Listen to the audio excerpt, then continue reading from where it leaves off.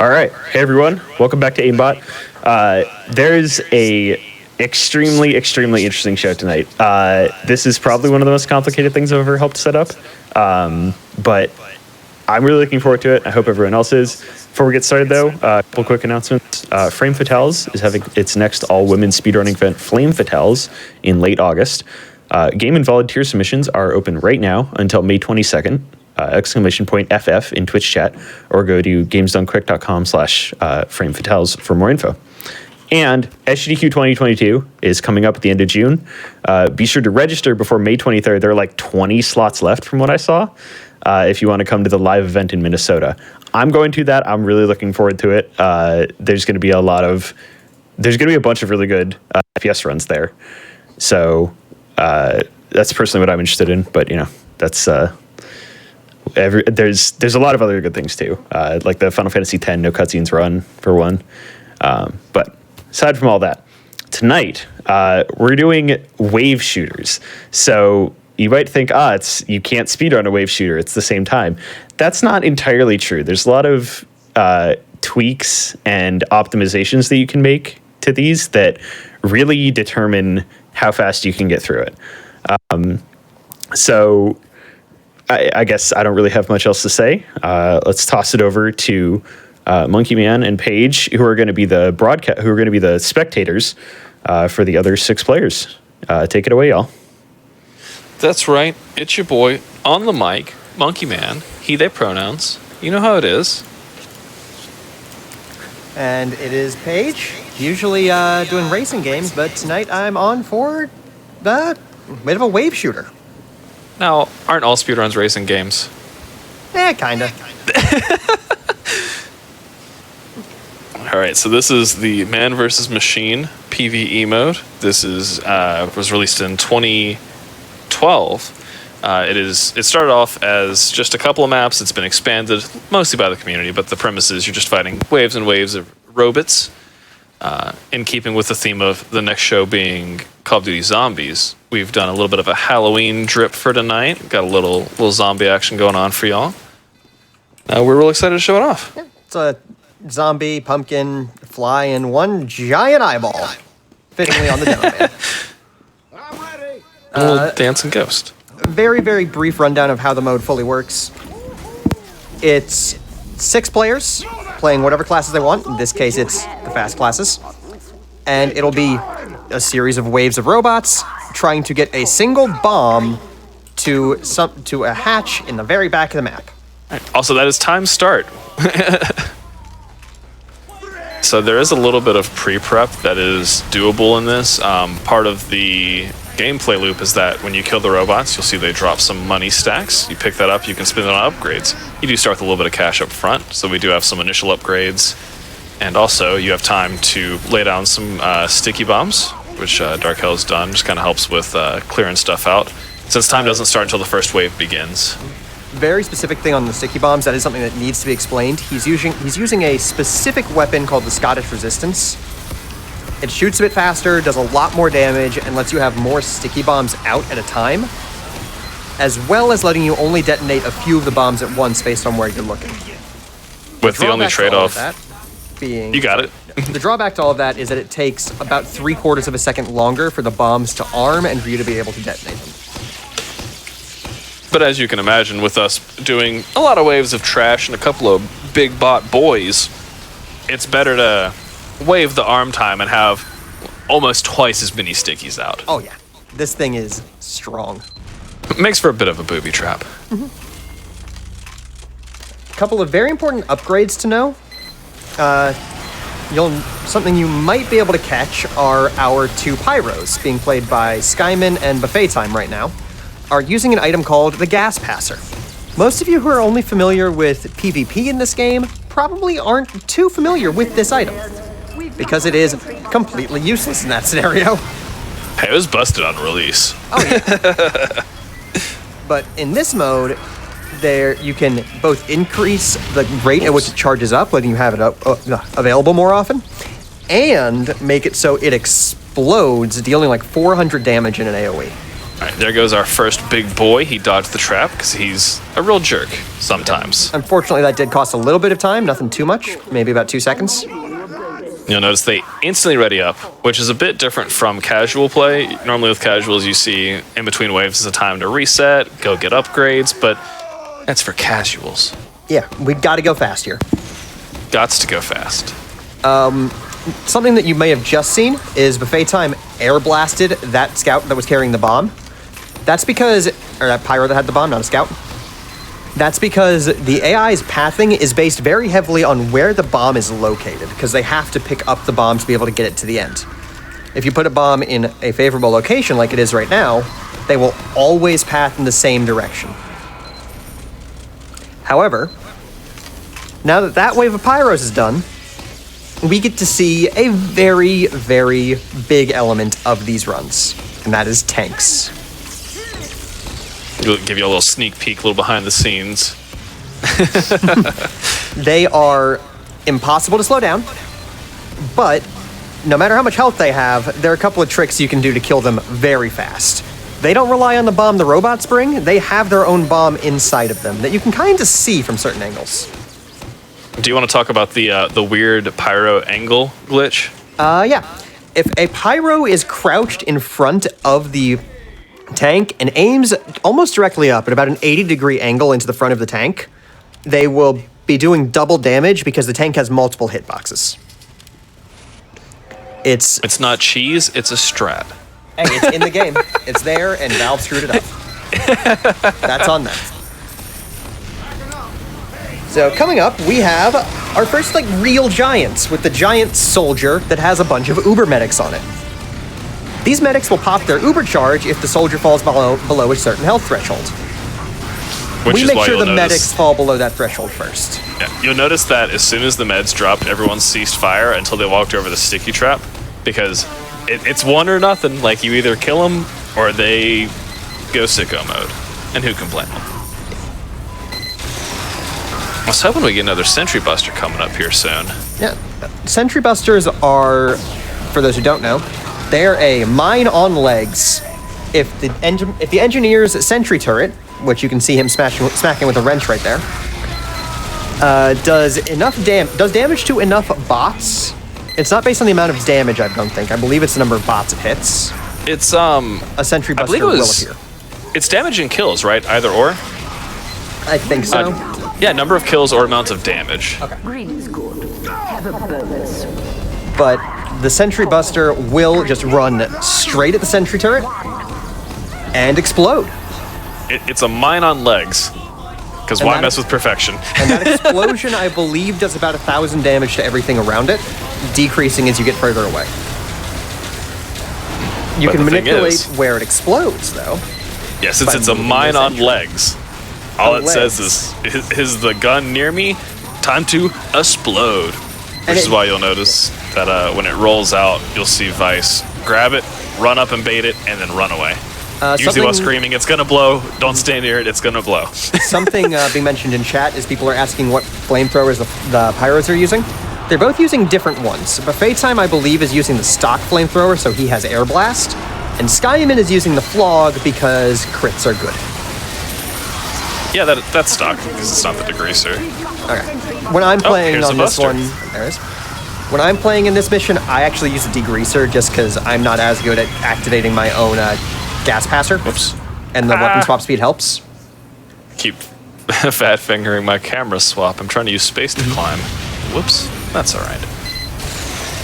Fun little mini trivia. The Steel Gauntlet Heavies are kind of a funny annoyance because the Steel Gauntlet weapon they have equipped reduces non-melee damage.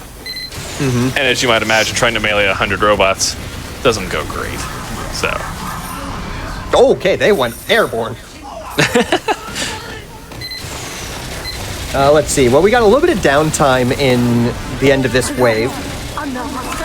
Do you want to talk about the crits canteens? Yep, I was going to. Or canteens in general? Canteens, and then if we have time, a few more upgrades. And everybody watch this giant soldier just get one-tapped. Unless it misses all the stickies. Yeah. Yeah, these guys are real jerks about pathing. It actually kind of blew the stickies back into itself. That was really good. All right, you want to take canteens, and then we'll go down the upgrade list? Yeah, so one interesting mechanic about this as well is there's canteens, which you can see on some of the guys' hips. If they'll stand still, guys. Come on, I'm trying to show off cool stuff. Stand still. Fair enough. The canteens have different settings based on like what class you're playing. So like Engineer has one that lets him instantly rebuild his guns, which is great if like a Sentry Buster slips by where you're not paying attention or something. The one we see most here is going to be the Crits Canteen, because it instantly starts crits. Oh no, speaking of rebuilding. Oh, speak of the devil. Another interesting thing is that Medic does have a skill that allows him to share canteens, so both the Medic and the Demo will be usually full stacked on them. Oh, here's a tank. This wave opens with a tank. This one has very specific ones. It opens with this tank. Sorry, let me go.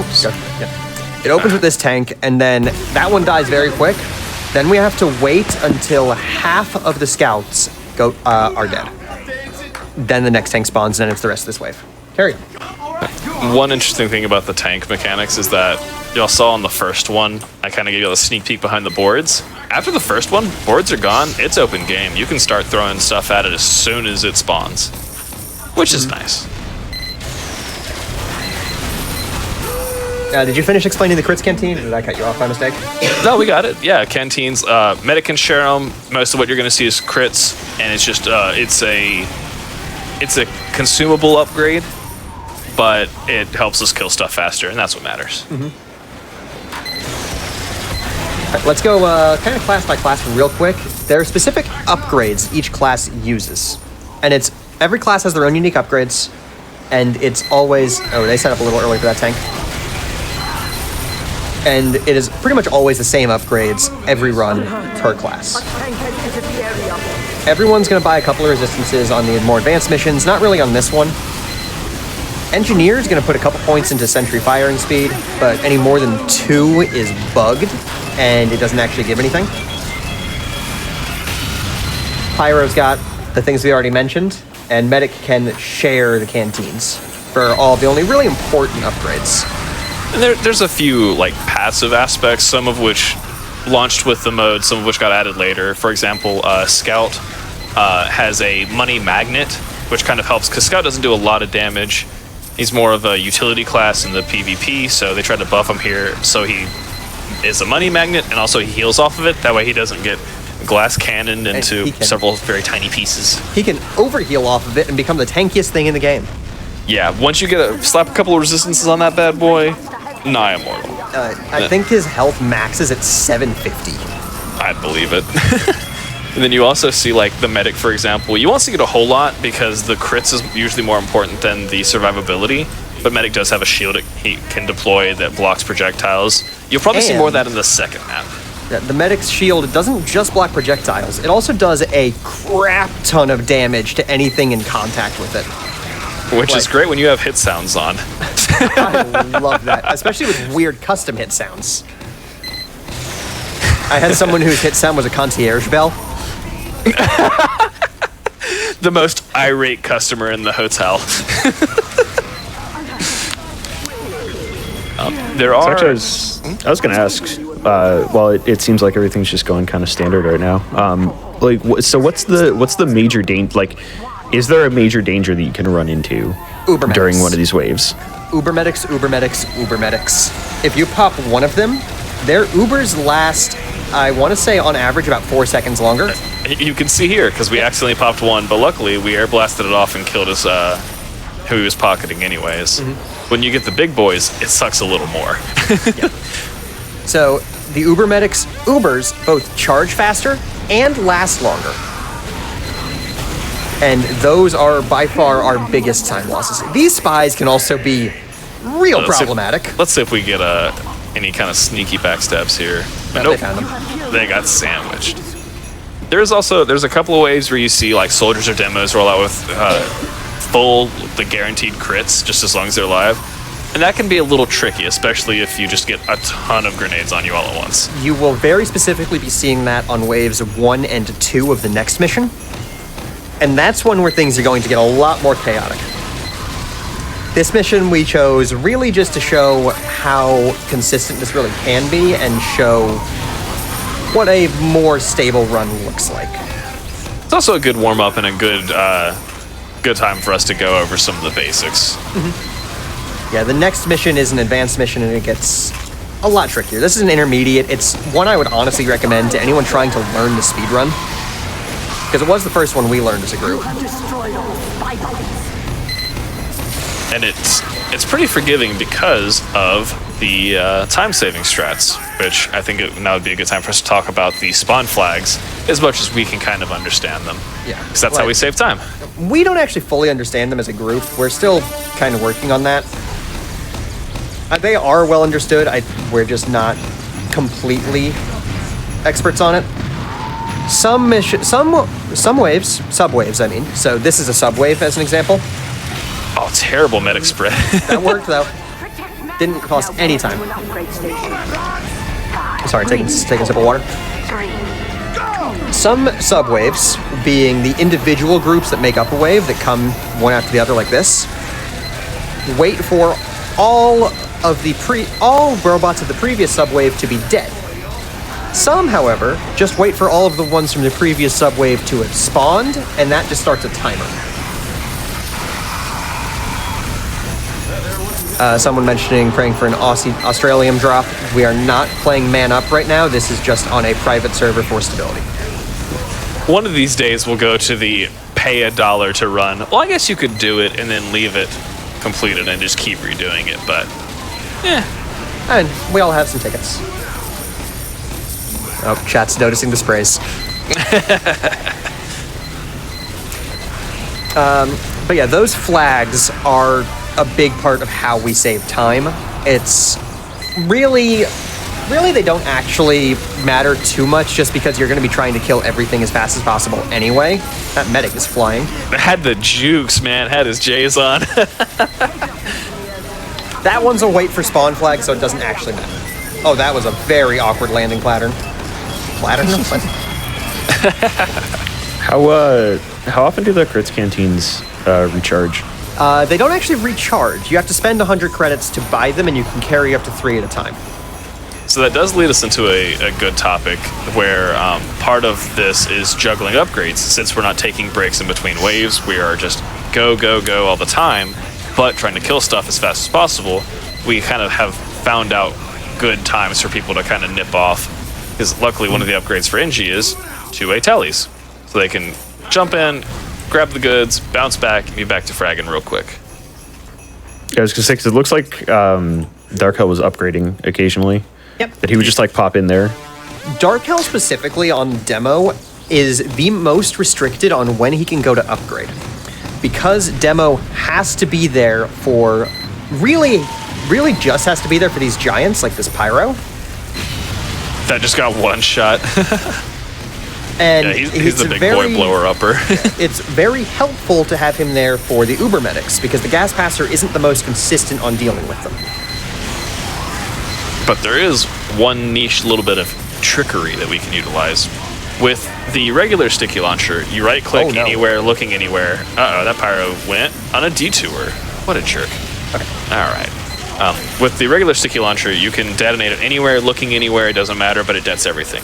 With the Skoresh, the Scottish Resistance, you have to be looking at the stickies to det them, and that allows you to do, like, patches, basically. That was a very good wave. So now, everyone is going to set up, and I believe one person is switching to Soldier? Enigma. The money. All right, there we go. And now, this final wave of this mission is just 4 tanks.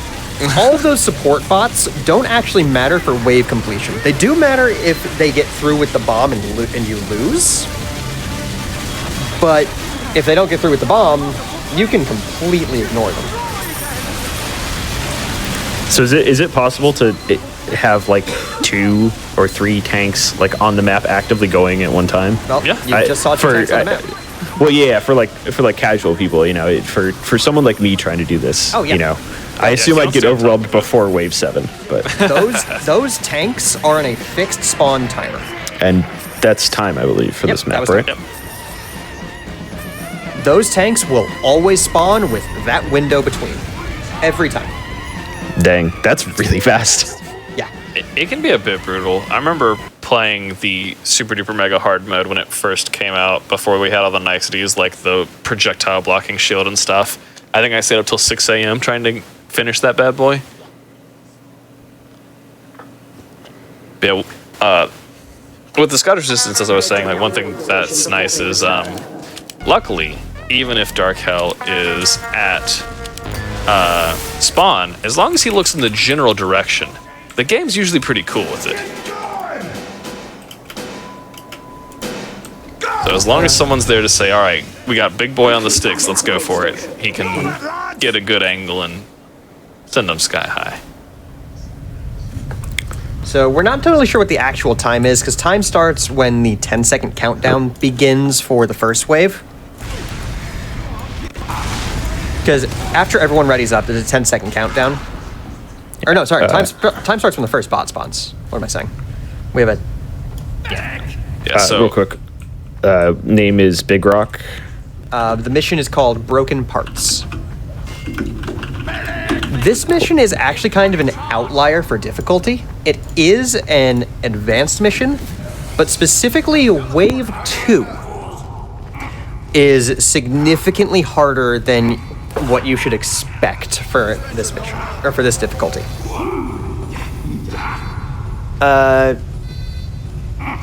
For an estimate for this mission, put 25 in case things go wrong.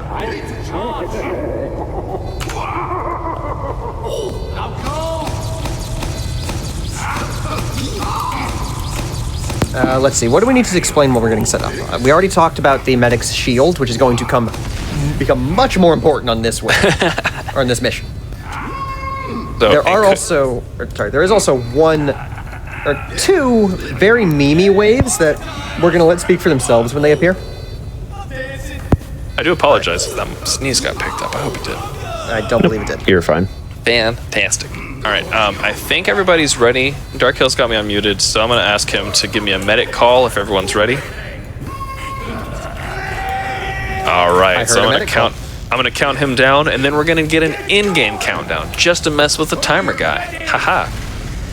All right, so we're going to go 10, 9, 8, 7, 6, 5, 4, 3, 2, 1. And then let's see if we can get some game audio. Wait, what? All right, what are we doing? Got a little mixed up, I think. All right, here we go. All right, here's our in game. 4, 3, 2, 1, start. And so since we did so well in the first map, these guys are gonna be kind of scared. They're just gonna stay and spawn a little bit. It's a little annoying. We're not totally sure why they sometimes stay for a long time. No, it's because they're scared. Yeah. So real quick, we didn't actually go over the wave indicator on the top of the screen last time. That literally just shows you what's coming in this wave, but there gives a couple of really big hints in there. So that red one with the infinity symbol next to a rocket means it is giant infinite spam soldiers, and it will throw 4 of them at us. The ones lit up blue and flashing around are those permanent crits. And there's one of the giant rapid fire soldiers, and Just dodge the sticks, man. What a deity. and it just keeps spamming. But the blue ones are permanent crits, and they are very annoying. Scouts? So we saw what you did to our friends. I think they... Oh, it's haunting in spawn. Oh, man. So I guess during some of these early rounds, how important is team setup for this? Like, how could you change any of these, and would it be? I assume it would be obviously less optional, but There are a couple of specific changes that can be made. That would be, for a while we ran this with 2 soldiers instead of a pyro. A lot of it is just what each class brings to the table utility-wise. It's like there's not a lot of classes that benefit from doubling up. Soldier and pyro are like the only 2 that really do. Engineer can, but honestly, engineer, demo, and medic are completely mandatory, and pyro's just very, very good.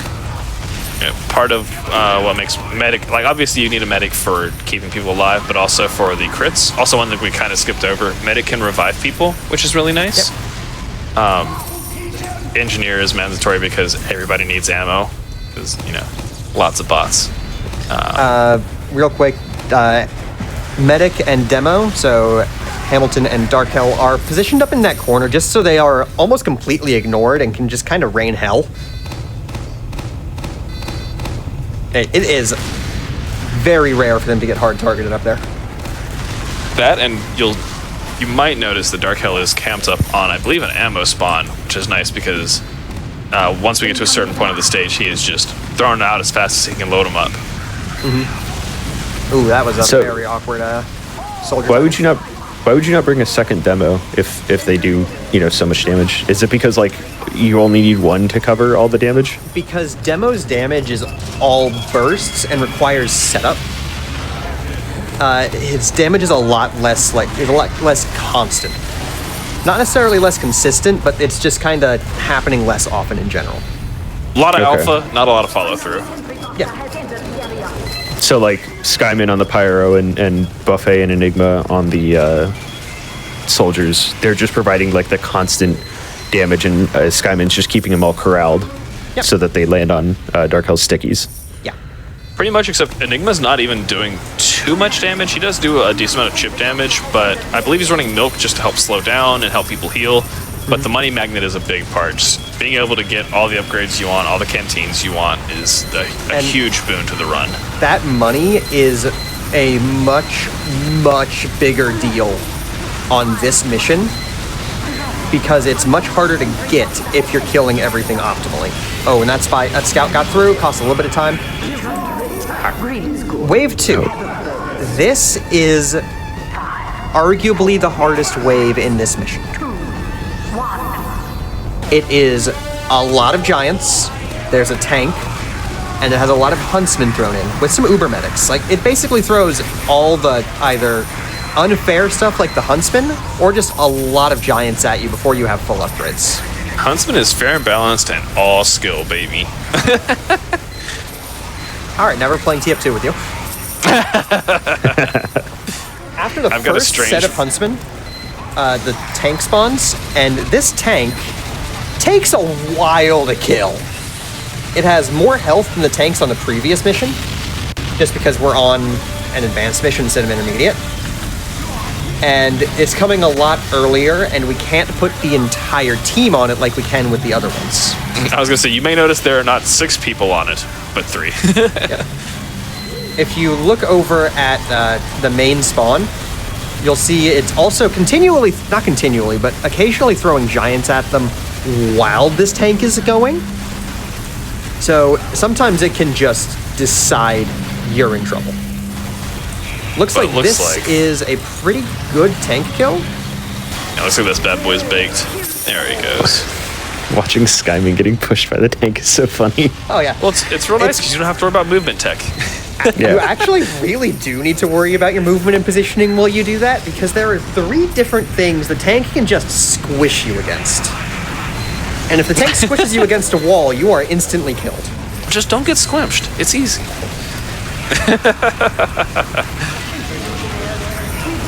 like that Taylor, I know. got dealt with well. Amy, I know it's too late, but you really should have done TF2 and Titanfall 2, so you can have TF2 and then some TF2 with your TF2 I thought about it. What a whiffed opportunity. Okay, real quick, that got a little chaotic. Some stuff got partially through, but they did get through. Or they did get through it, so that was okay. But coming up, we're gonna have 3 giant fast scouts and 3 more giant crit soldiers with pocket uber medics. It's very dangerous. So I assume the strategy, much like normal servers, is just air blast the medic away so that they stop pocketing. Oh, I just disconnected. The strategy more is just kill them dead. Because if you air blast, they're liable to Uber just for themselves, and if that happens, you're still trapped waiting. Even if you kill Big Boy, they're just like, well, guess I'm just here. Trying to reconnect. I'm just watching Monkey's stream for the moment. Yep, you're fine. We can just we're changing around the views a bit so that we're seeing Monkey's overview, Dark Hell's screen, and then your freaking all at once. Wait, my freaking is going on Discord. Okay. My stream wasn't through OBS, so. That's right, folks. You're getting spoiled tonight. We got 3 cameras. Yeah. Okay, I'm good. It would be nice to show more perspectives. I know people were asking about that in chat. Unfortunately, that would mean that our poor producer coordinating this would be switching between like 4 or 5 streams at once, and that's a lot of switching to do really fast. This soldier is one of the most dangerous giants in the mission, by the way. You can tell because he's throwing a lot of damage. It is a giant crit burst fire soldier. It puts out a lot of rockets, all of which are guaranteed to crit and do increase base damage because it's a giant anyway. Here are 3 giant rapid fire demo men. There were 3 giant rapid fire demo men. Here are the remains. So this wave does throw a tank at you once you're down to 3 demo men. And the last 7 things on this side are literally just going to be a few tanks or a few heavies with an uber medic pocket. I disconnected again. I'll give people a sneak peek of the player cameras, or I'll try. Goodness, I'm really bad with spectating in this game. Forgive me. Wait. There we go. So we got Skyman with the amazing crouching and shooting strat. We got Dark Hell with the stand on rock and click, and then occasionally right click. Hamilton is kind of getting his lunch ate, so we're hoping he can stay alive so we can keep everyone else alive. And he's usually kind of just sitting in the back hanging out with Dark Hell. That was another pretty good tank kill. Oh yeah, that was really fast. That was a really good kill. All right, one of the heavies is very low. There we go. That was not a bad wave. And here's the meme wave. Oh, look at all the that dosh. tracker. Look at all the dosh. Yeah, oh yeah, this is the 100 Spies. This actually has a really interesting tech to it. Paige, do you want to talk about the split up? Sure. Are you going back to the start? Yes, you are. Yep, you'll notice there's a bunch of spawns over here. So the spies can spawn in a couple different spots on the map, and they spawn faster when you have people in 2 different areas. So what we do is we send Buffet on Soldier back to spawn, where he can just kind of stand against a wall and solo dozens of spies. Because while they are sneaky, they are squishy. Yep. We also have the people up front kind of positioning on this rock, mainly to prevent backstabs. Also, you'll just continuously hear all spy bots destroyed over and over Enigma again. got swarmed. 6 dudes said it's time to pay. Okay, I think my connection is just kind of fried, so I'll be watching Monkey's perspective. Okay. Look at me. I'm the cameraman now. I don't know what's going on with my connection. It's usually fine. So yeah, it just kind of keeps throwing spies in subwaves of 10 or 12. And One they fun part are is- very frustrating. One thing I've just noticed is that they still spawn in the spawn room, and then they just disappear. See, watch. Yeah, They just... Time to go. My people need me. because when they made this, they didn't have the capability of spawning spies with their cloak already activated. So they just had to manually do it. And it works about as well as it can, Hey, but it looks very silly. I was gonna say, like, so Spy is pretty weak in, relatively in a straight up fight. What makes these dangerous? Backstabs in a swarm. Like, if Okay. you have... Imagine you have 6 people who can one-shot you if they're behind you, coming from 6 different directions. What do you do? Spin around, 360. Yeah. Hope I don't die. Essentially. Yeah. And that's So- the thing is, like, if they manage to stab the Inchi, for example, and stab the Sentry, all of a sudden that's a lot of your DPS gone. If they stab the demo, all of a sudden, what if a medic gets through? The spies are dangerous because they introduce a lot of volatility, more than anything. Anything with one-shot potential isn't necessarily threatening on its own, but it just becomes something you have to watch for. It's like, for anyone who plays Overwatch, what a Widowmaker does to a competitive game. If there's a good Widowmaker, suddenly you've got to do everything differently.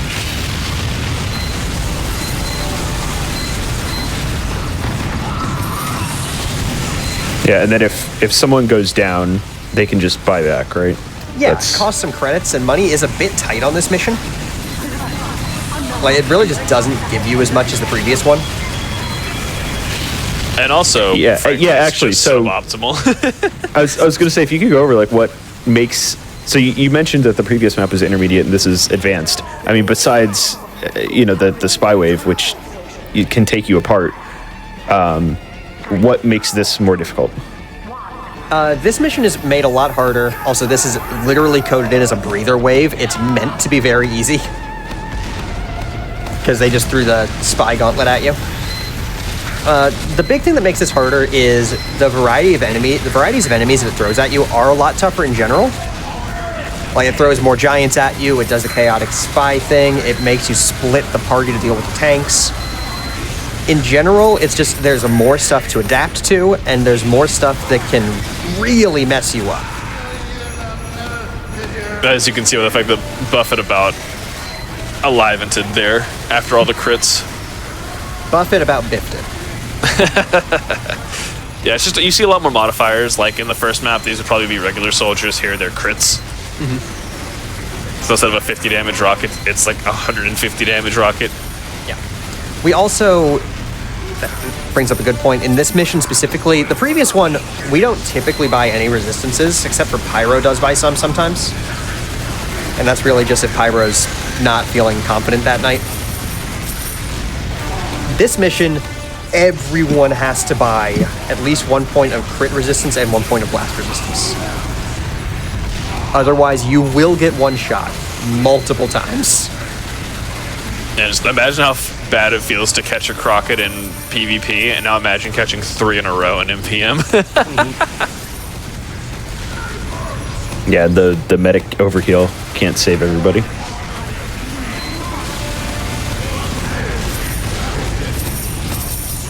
Yeah, part of that, like, medic can heal, but it does take some time, and it does leave him very vulnerable. He can pop Uber to expedite the revive process, but then all of a sudden you don't have the Uber for crits, and all of a sudden the medic gets through.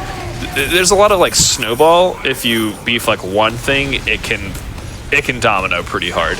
Yeah. But it is definitely a harder mission as well. Just in general, the difficulty isn't necessarily the most accurate when it comes to what Valve says is very hard. But that's just because the relative difficulty increased as more maps came out. Like, this mission is an advanced mission from a previous release to the last one. Like, the advanced missions on that map are harder than the advanced missions on this map. Like I said, I feel like some of that stems from just them adding more toys. Like, I remember when they added the medic shield, and all of a sudden it was like, hey, here's a map with a bunch of guys who throw stuff on a counter. Now you don't have to worry about it as much. Yeah, exactly. Yeah, actually, that's something I've kind of been wondering is like how, some of this is, y'all were talking about this in the first map. Like, how reliant is this on getting specific weapon drops? Like, Demo having the launcher that stores, stickies or whatever. To be able to complete these missions, not very, you can do it with all stock. To be able to complete them fast, it is pretty reliant on specific gear. But the good thing about TF2 weapons is they're very easily acquirable. You get, I think, like 10 drops a week or something. And then there's sites like scrap.tf that will literally just let you exchange weapons for other weapons and stuff like that. So it's not a huge deal.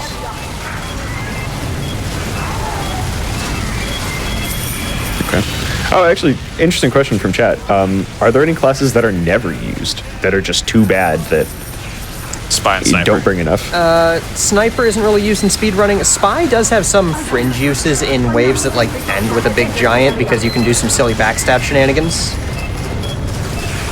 So to kind of elaborate, Sniper is interesting, and I feel like Sniper came out kind of crappy, and I think he got, like, later on buffs. But Sniper's big thing is you can get an attachment or an upgrade that lets you if you headshot a robot, it spreads to everything else. So the nice thing is you can charge up a really big headshot, because like the charge mechanic where it does more damage the longer you aim down scope, and you headshot a big boy and all of his medics are just kaput. The problem is it's just bad demo. Yeah, I was going to say, it sounds kind of like budget demo, man.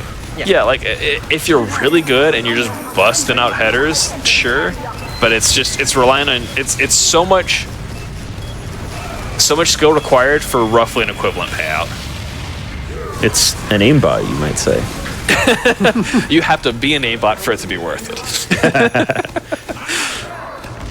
And Spy is interesting because he also, I believe, got like buffs to make him worth playing post like initial release. His big thing is he can, I believe his backstab has a similar effect where it can chain out, but also he can sap, and like in PvP he has a sapper which breaks down the engineer's gadgets. In this mode you can sap a robot and that will like AoE and slow down everything around and kind of disable a lot of bots. So it's nice for the waves where it's like, here's 100 dudes, and it's like, actually, blap, half of them are asleep. Real quick fun one for this wave. You might notice the numbers don't quite line lone up. solely. There's just one soldier that spawns right at the end because the numbers don't line up for the full subwaves. Yeah, they left him in the outhouse, and he's like, uh-oh. So remember how that wave was a breather? This Time wave, for it to hurt. this wave, everything that's not a giant has crits, and there are 3 deflector heavies with crits. So The deflector heavies will deflect projectiles. that's one of the other class-based mechanics, is that heavy can get a rage option that when he builds up rage, he can activate it, and it will push bots back and deflect projectiles out of the air. They said, what if we let the bad guys do that? It said that kind of sucked. But yeah, this will just kind of throws a lot of things at you. And they all hurt a lot. A lot. Like, everything crits you. At this point, you do have a lot of resistances and just a lot of upgrades in general. So you can tank some stuff and you are a lot harder to kill, but it throws enough damage at you that it can overwhelm you without too much difficulty, as evidenced by someone dying off in the corner there. I couldn't quite tell. Oh, I lost him. Think it was Enigma? That's liable to happen, man. As Scout, if you lose your overheal and you catch one He's stray on Soldier rocket now. Oh, yeah. So this wave does. This is where it starts getting kind of silly, when it's oops all giants. It just kind of throws the deflector heavies with giant medics. Uh-oh. All right, there we go. Got the Sentry That's pretty Buster. good. At the same time, it throws 3 tanks at you. The third of these tanks has a massively increased health compared to even the other tanks on this mission, which is kind of important just because it, is later in the mission, so there's much more upgrades. Something to mention that we didn't mention prior. Tanks do have bullet resistance, so Heavy does a lot less damage to them. Heavy is mainly run on this level, by us at least, for consistency's sake for the show, just because projectile destruction makes the front half of this wave way more consistent. But it's just kind of oops all giants for the rest of this wave. Yeah. And something mentioned in chat that is completely correct. I'm gonna actually call it a name here. Death Rowboat is another runner of this game. Menuing is a huge part of the speedrunning this mode. Because you have to be able to menu quickly for your upgrades or for specific class swaps, as an example. Like, you'll see everyone will swap to Heavy after this wave to deal with the single giant that makes up Wave 7. The biggest boys. The menuing for everyone to get those upgrades and for everyone to swap into that take a bit of time. So you've got to be able to menu quickly. So this third tank, you'll notice its health bar is going down a lot slower. It does actually just have, I want to say, triple the health.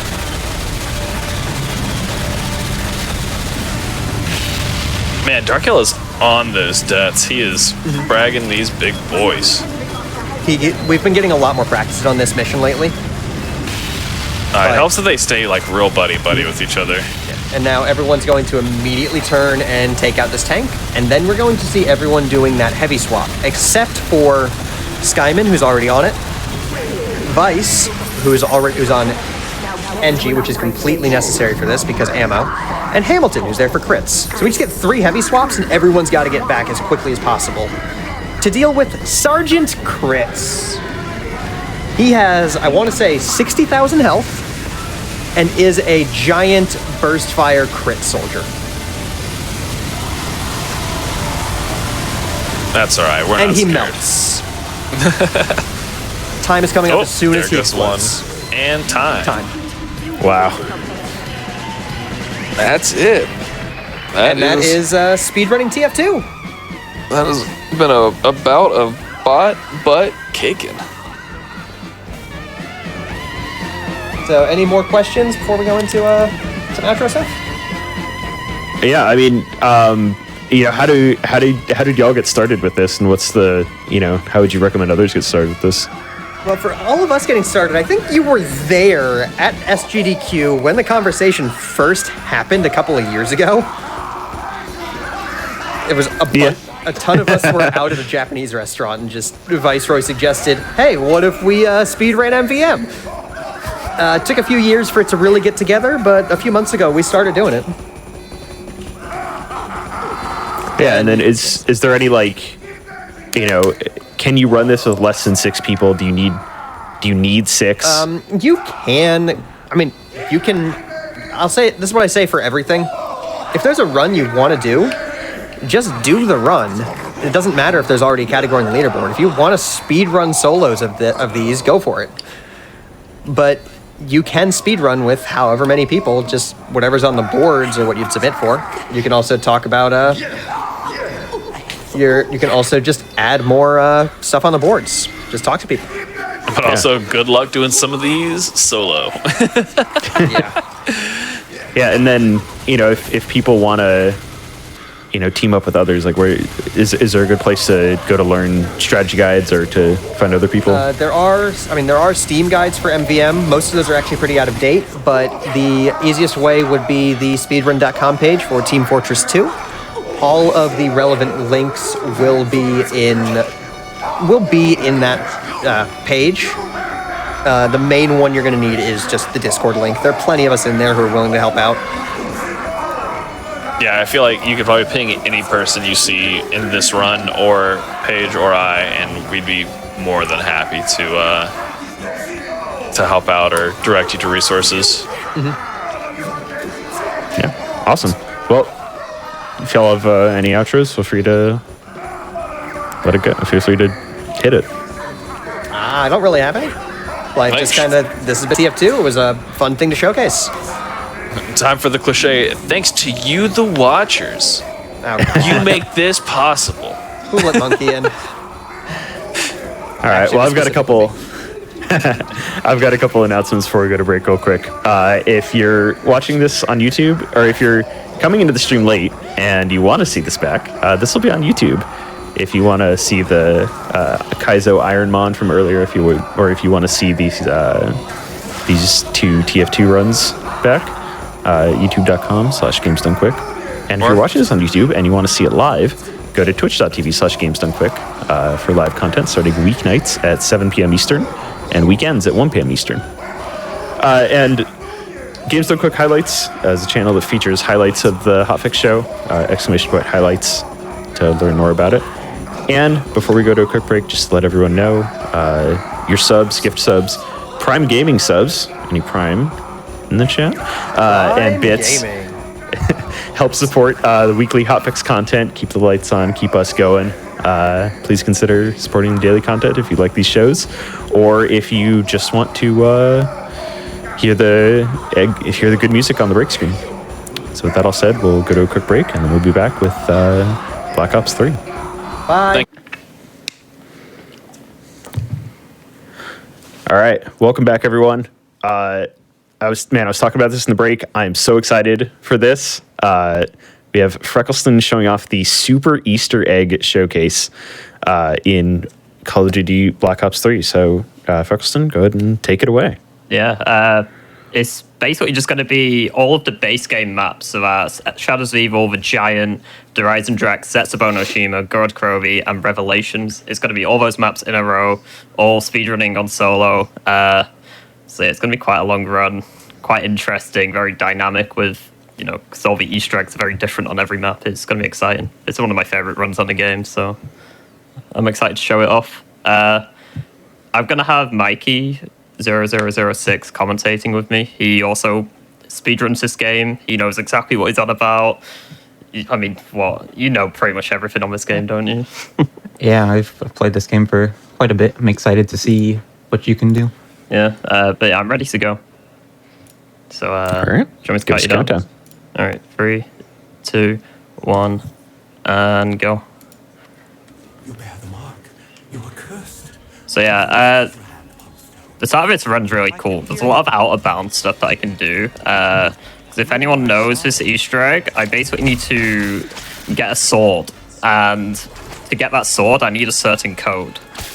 And I'm basically going to go out of bounds to see all these sword symbols. So yeah, and it's all done with the beast mode at the start. Yeah. The most fun part of this speedrun is right at the start with all this symbol collecting, because you got to Yeah, I bounce a agree. couple times. Yeah, we're he just gonna also- go pick, get this, and we can go start the rituals to get the pack-a-punch open. Yeah, his main objective right now is to open Pack-a-Punch and get all the symbols so he can unlock the sword. That's the first main step of this Easter egg. So we're gonna nuke round 1 here. That way we can get to round 2. Our objective as well is to get to round 3, and that way we'll have enough zombies in the round so that we can fill the soul box that we need to get the sword. And in the meantime, while we're flipping to round 3, we're just gonna end a couple rounds, do a couple rituals as well. Yeah. You also notice that he's on Nero, the magician. That's intentional because later on in the Easter egg, I'll point it out when we get there.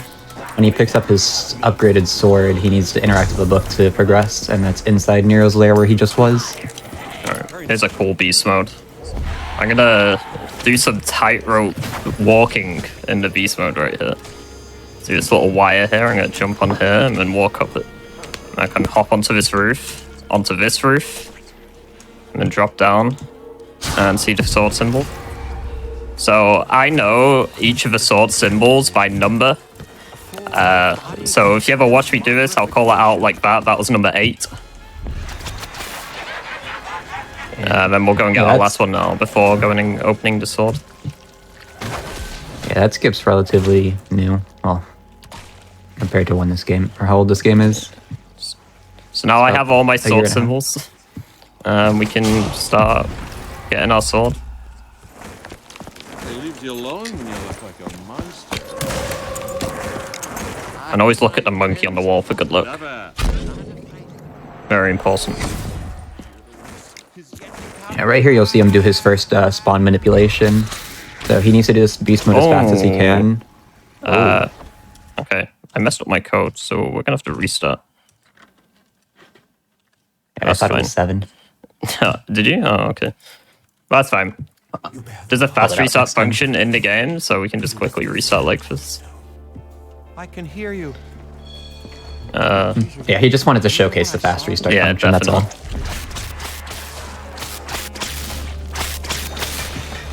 That is not a skill issue. Yeah, definitely. Yeah. So I was going to say, I've got to Okay. ask. My friends. Playing this solo is difficult. Like, how easy is it to die for obviously someone like you's practiced this a ton? I mean, it's different on different maps. I think it's quite easy not to die on this map, but Yeah, with other maps is fairly simple. Other maps, they can be quite hard. Like on Setsubo no Shima, the boss fight can be really easy, but also really hard at the same time. Because the mini bosses on that map can nearly one-shot you. So if you get caught out at the wrong time, you can just die. Yeah, and the shield doesn't protect you from them either. And their arms just goofy. Is it good if I end my Discord stream? I'm getting like frame drops. Yeah. Yeah. Yeah, you're fine. Cool.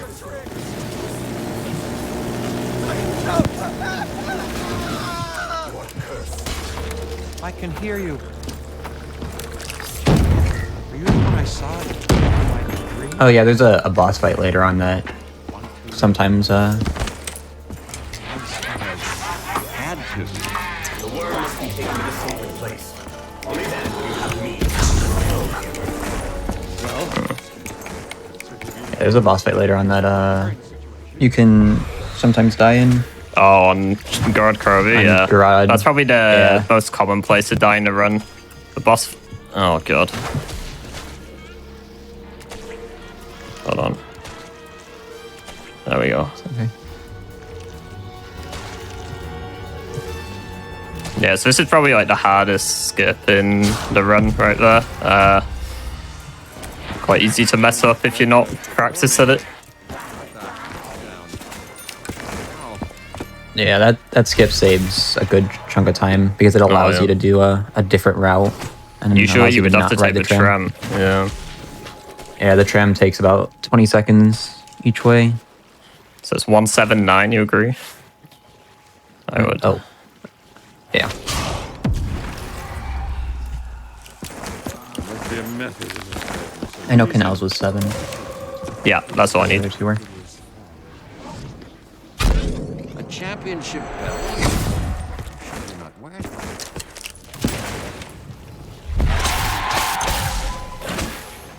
Cool. So now the sword is open and we can get going.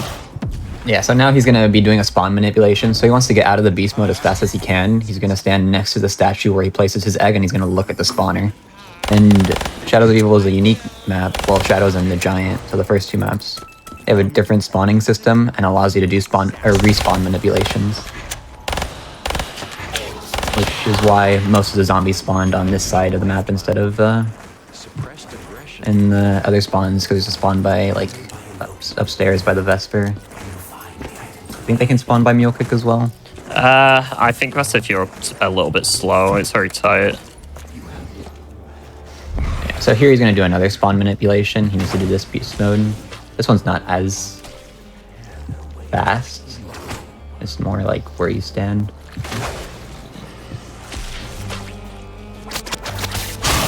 That's another That little jumps cool into. beast mode, yeah.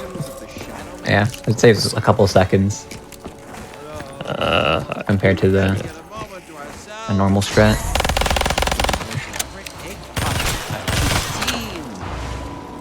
So I'm gonna hold my anywhere but here, Gobblegum here, because I'm gonna use it after the ritual in this district to get to the next one quicker.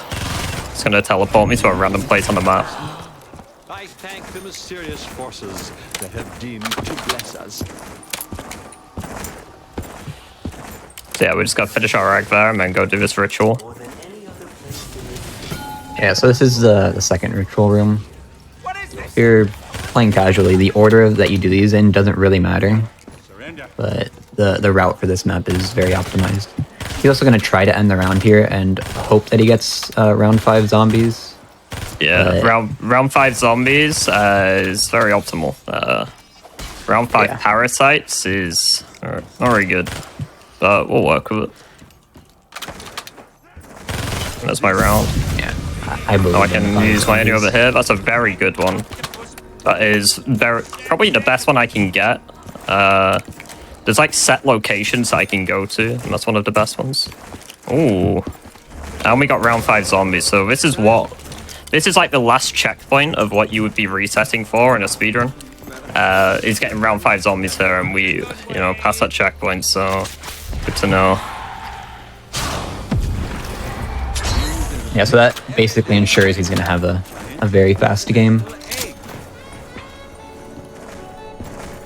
He's grabbing the M8 there because the Vesper is easy to run out of ammo on. Not so much in this ritual, but in the next location, he might run out of ammo, so he's just using it as a precaution. I'm filling the egg here, by the way. From the ritual room, it's quite cool since it's so far away. Yeah, each of those statues where you place the egg is like a soul box, and it's really interesting that the soul box acts like a sphere around it. So That you is can a kill in a sus nuke. bunch of different locations in this building.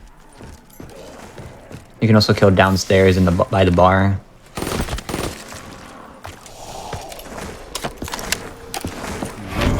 The ground where he just fell, very slippery when you fall down. Yeah.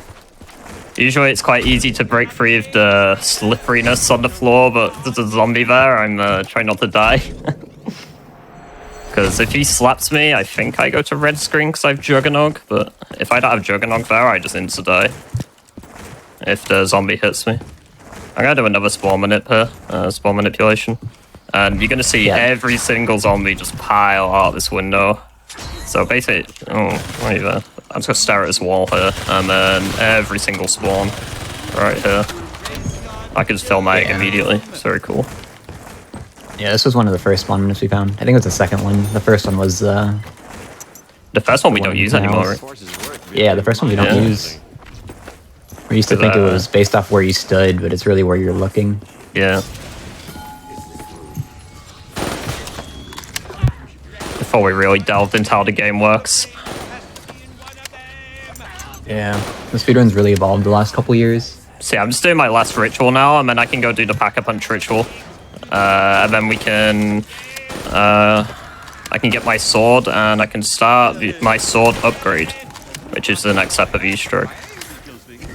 Yeah, so the reason why he's holding this round is there's no real reason for him to end it. So he's gonna stall the round end as long as he can and try to start his sword on this round. And then end the round immediately. Because essentially from this point on, aside from a couple side quests, it's just a round speedrun.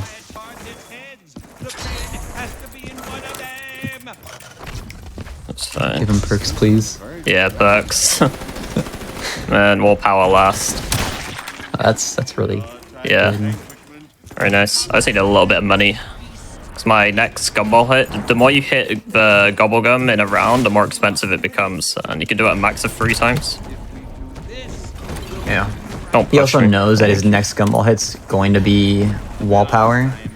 Because the gumballs work on a cycle, and so you have to go through all 5 gumballs that you have equipped before you can get a repeated gumball.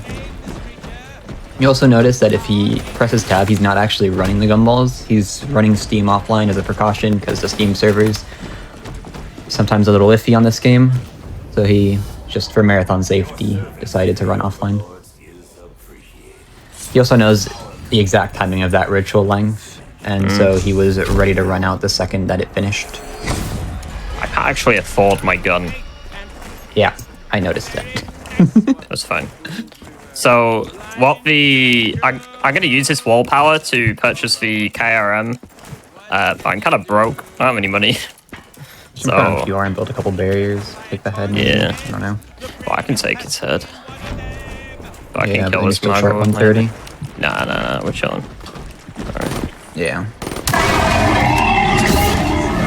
You can insta-kill him, I believe in you. These clothes are made by the finest good. tailors. Give me a head. Thank you. I'm not afraid of a little blood. Yeah, so I'm just gonna go buy it now. So, now with the KRM, he'll be able to insta-kill Marblets, which is really one of the easy to fun kill parts him, of this though. map. I was worried. I didn't take a head off him. I got really worried that if my round was going to end, I wasn't going to be able to do another one the next round. But because I took off the head, it spawned a parasite, which meant the round got held. So yeah, while they're spawning, I can just like insta-kill them like that. Pretty neat trick. And what I can also do is bait his slam, and his head will open. But he doesn't feel like slamming for enough, so... But yeah, while he's slamming, I can actually shoot him. Yeah, he has 2 attacks to slam in the little melee thing.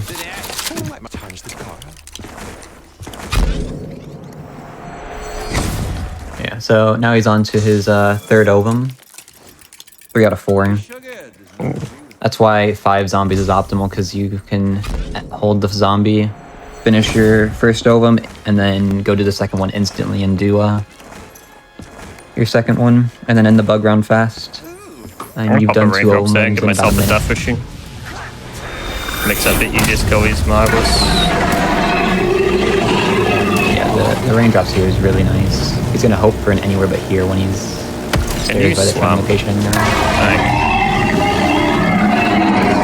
Yeah, the marbles can do one of 2 attacks. They can either slam the ground or they can just like slap you with their tentacles. Yeah, and if they just keep slapping their tentacles, it's really annoying because I can't shoot their heads while they're slamming. Yeah. And you'll notice that he's insta-killing them. It's actually like a little interesting how he does it. He's watching the order the lights or the heads light up in, and that's the order that you just shoot them in, and you'll be able to insta-kill them pretty much every time, as long as you get the timing down. So this nuke should end the round. I didn't get anywhere but her, which isn't great. It is my next hit in my cycle. So I think I'm just going to get it anyway as I go through the rift here. Yeah, so the gum cycle is random, but I need to get one of each of my gumballs before it goes on to the next cycle. So that's how I know this one's going to be anywhere but her. And the zombie's on my head. Thank you. Yeah, when you're going up stairs and, well, slopes in this game, really, zombies like dancing on your head. Like and standing it's really on your head, easy to you down can't to move. them. Yeah, because you can't move, and they just start windmilling you. Yep, and it's really hard to shoot them. And he has Widow's Line, so he'll be fine to one, but if you're running without Widow's Line, you can down to them really easily.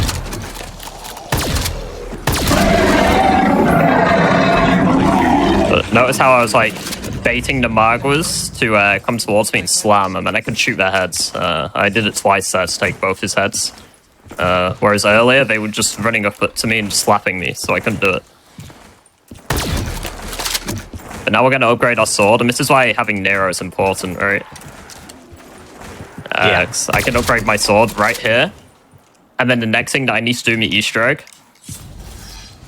is right here, and I can just interact with it straight away. If I'm any other character, where I upgrade my sword with that ghost will be different depending on who I am. So let's say I'm the cop, the policeman. I would have to go and do it in the ritual room all the way over there where you saw me fill my egg. And then run back here to lift the bug. Yeah, that's why he resets for a certain character. I know you're anywhere but here as well. Oh, of course, of course. So I'm going to get the flag right here. I'm going to use my name over here and hope I go to a location close, which I did, which is very cool. So I'm just going to place it down wherever I go. Now it's just like a defense. There's not really any way to speed this up. I just have to make sure it doesn't die. It's going to send loads of mobs at me. I'm just going to shoot them when they spawn, basically. Yeah, as much as we want to be able to speed it up, there's no way to. If you're not practiced at this, it can be very hectic and quite difficult. I know a lot of people do struggle with this. Yeah, a lot of people run a gumball called Spear and Headlight so that the meatballs don't actually move when you're looking at them.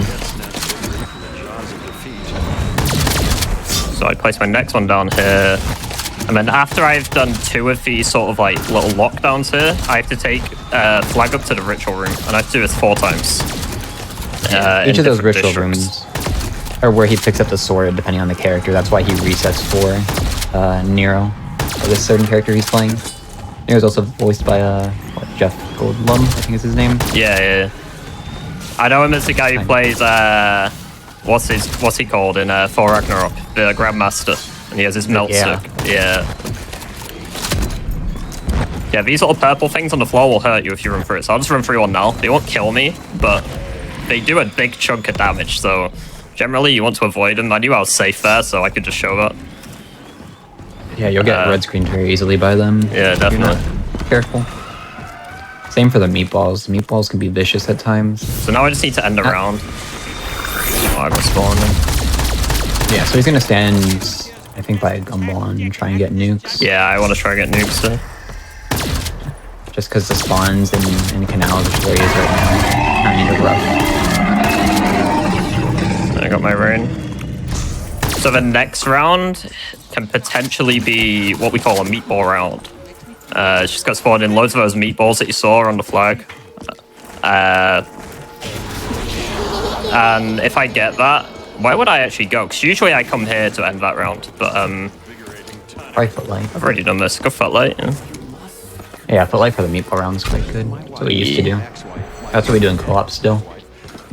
But since it's a zombie round, we're gonna go up to spawn. So quickest way up is just to run all the way up these stairs. I should probably mention the fastest way to run around in this game is to slide hop. You've probably been seeing me doing it all game. You'll see me doing it throughout the entire run. It's just the fastest way to move. Yeah, it allows you to be at max Probably cycle. speed indefinitely. Yeah, this is your second hit, right? Or third? Third. Fourth. Yeah, fourth. Yeah, Side nuke that's right. next. Yeah, and you would have hit in the bug round as well. So you're I'll just take guaranteed it 88, I now. think. Yep.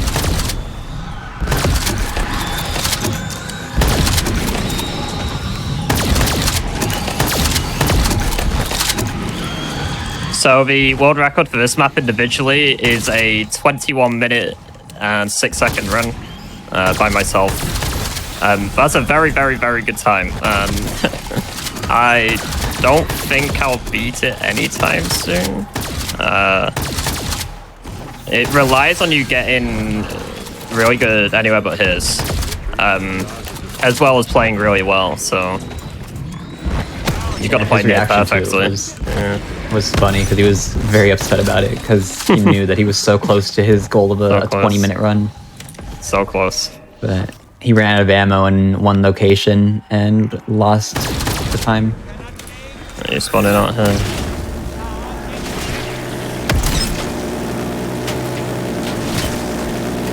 So as I'm stood in here, I know every single spawn point from the zombies, so I can just shoot them when they spawn.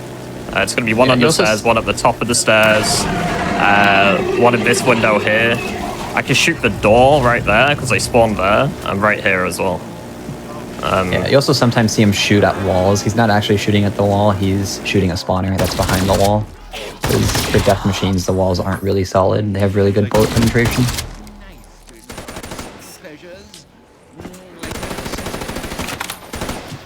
I can nuke. Have they finally fallen silent? So yeah, now we're just going to run down and get our third flag. This round is guaranteed to be a meatball round now. It's either on round 9 or round 10. This is the optimal one. I do want round 10 meatballs. It's very ever so slightly faster. So if I did get it on round 9, I wasn't really stressing that much. Yeah, it's only a couple seconds. It's not a big deal. Unlike the first one, right? Where it's very important that you get it on round 6, right? Yeah, like 9 or 10 meatballs is not a reset condition. 5 bugs or 5 parasites is a reset condition. Just hit that trap there, tell me. If you're playing this route, which is the record route, you are pretty much forced to reset 5 bugs. Yeah.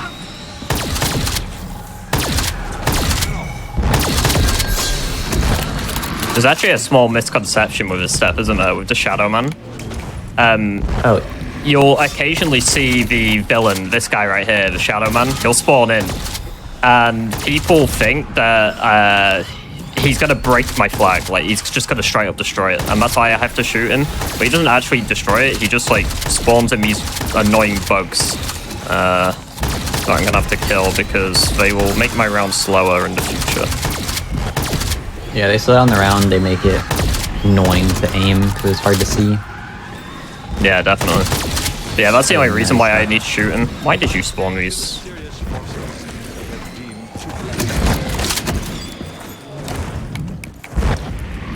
Yeah, I just gotta place that down there, and then we'll just run outside, and again, just end around.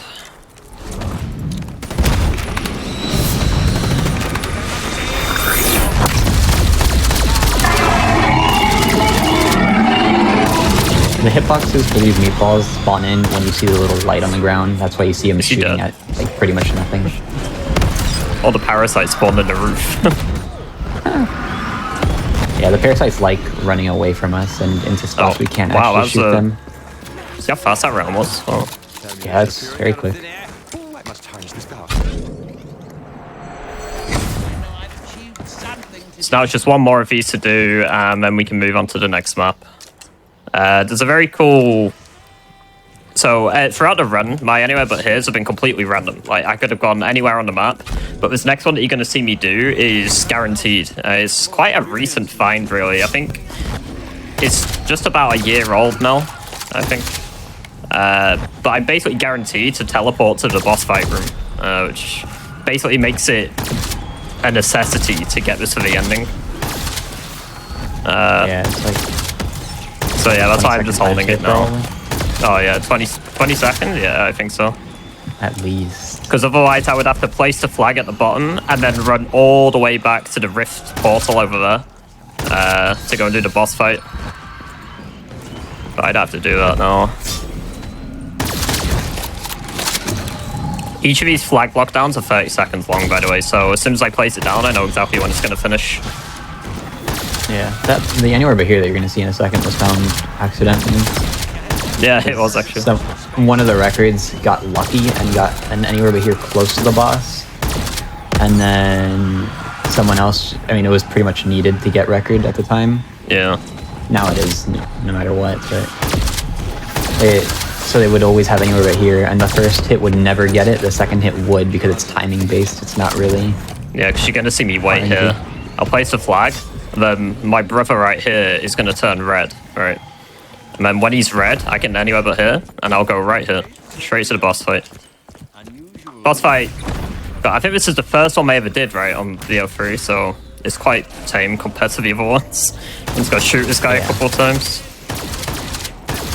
Yeah, if you're not, like, thousand hours that's deep, time for that map. And now we can just end game and go into the next one. Yeah, what time did you get? I'm curious. 23:01. Cool.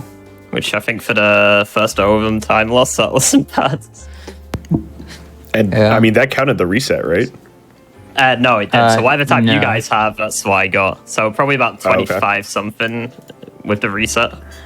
Yeah, 26-ish. Yeah. But wow, that's really fast.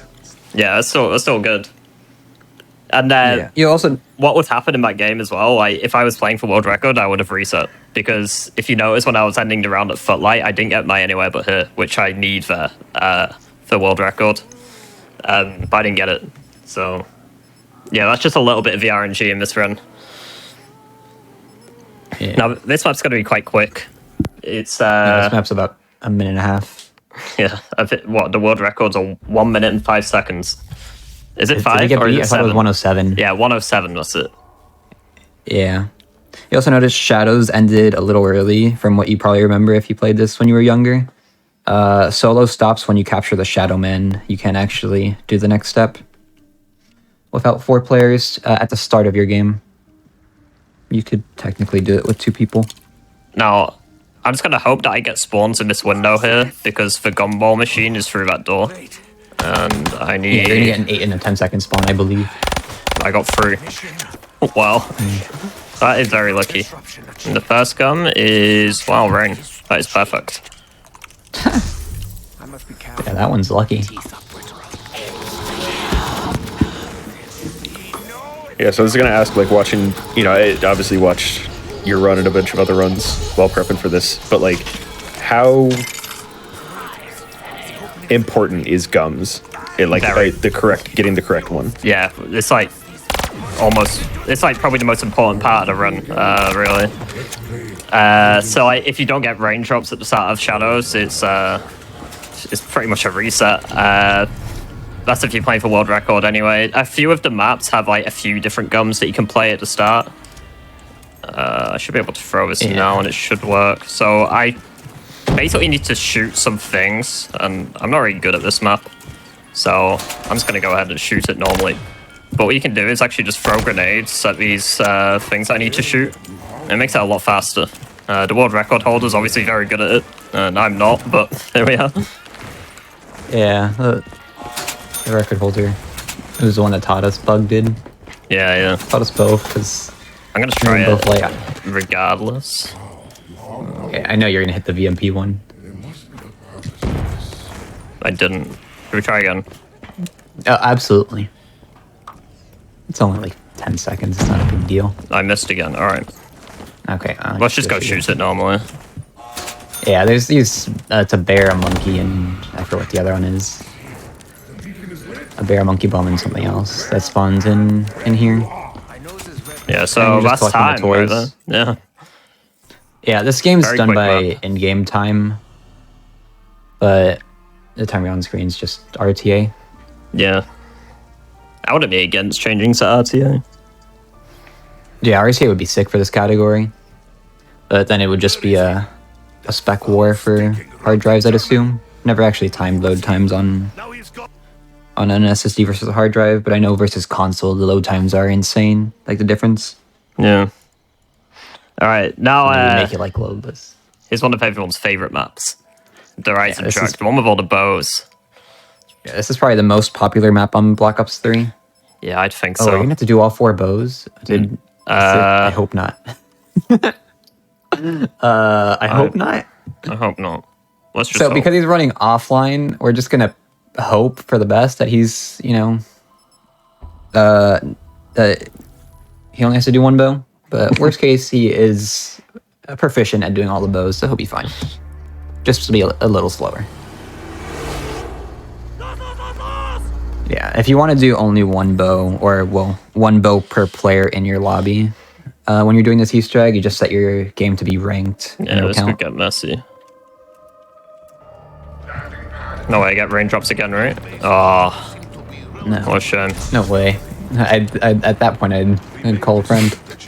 Be like, are you sure you didn't do it? Find ourselves face to face with another twisted incarnation of the Just jungle. 700. The second map ended quickly because that Easter egg's very quick. You're just collecting some parts for the Annihilator.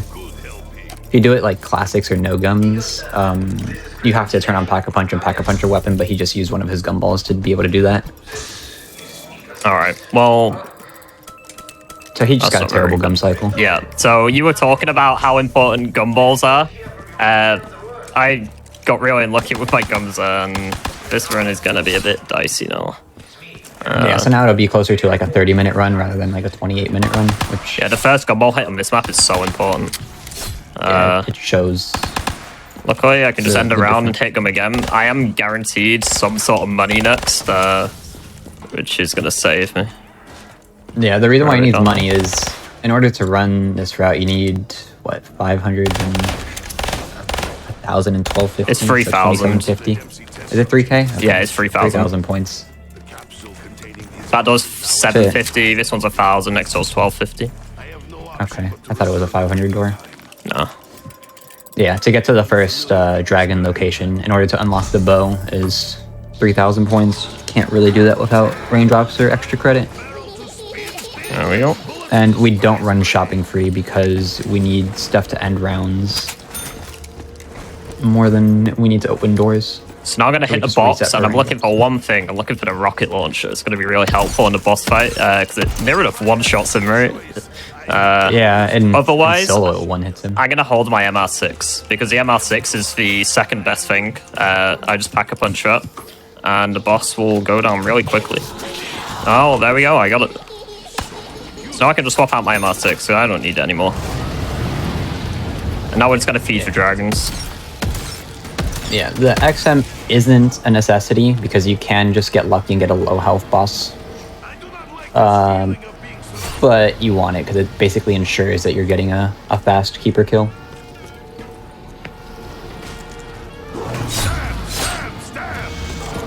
This is probably the slowest part of the run. I'm just gonna have to fill all these dragons, and I can only go as fast as the game lets me, really.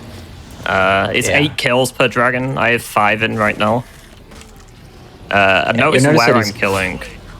I'm killing basically towards the back of where the zombies can be killed and be eaten. And I'll give the dragon the fastest animation for eating the zombies, so we'll be ready for the next one basically at the fastest time.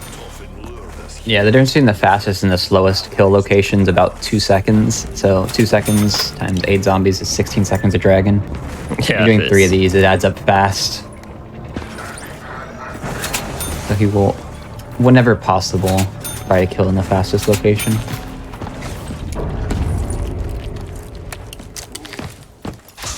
Yeah, you see him turning on these anti-grav, or not anti-grav, the jump pad things, because he's going to need to collect the part later on, and it allows him to fast travel across the map. I need to be careful with my kills, sir. Yeah. So the way power-ups work in this game, there's like a hidden point system. But the easiest way to think about it is the more money you get, the more likely you are to get a power-up. So when he pops one of these credits, he is very likely to get a drop on the next zombie he kills. You just saw it there. Popped a credit. Drop next kill. That's 4. The ingredients are as indefinable as the flavor. You'll see him use that more on a map like Revelations. If he gets extra credit first, I'll point it out when we get there. But he'll pop a credit and then try and get a double point out of one of the zombies that he gets, because that map is very expensive. 7. And now I'm keeping all of these because I only have 2 spare zombies in the round to finish the next dragon on this round. But I can just kill number 8 and we can run down to the next one.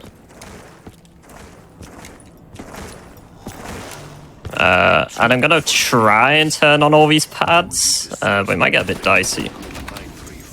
Yeah. Since all my zombies are gonna spawn in and start trying to kill me. Yeah, I'm not gonna be able to do it. But basically, usually I would be on right at the start around 4 at this point, and I would turn on all my pads as soon as I can.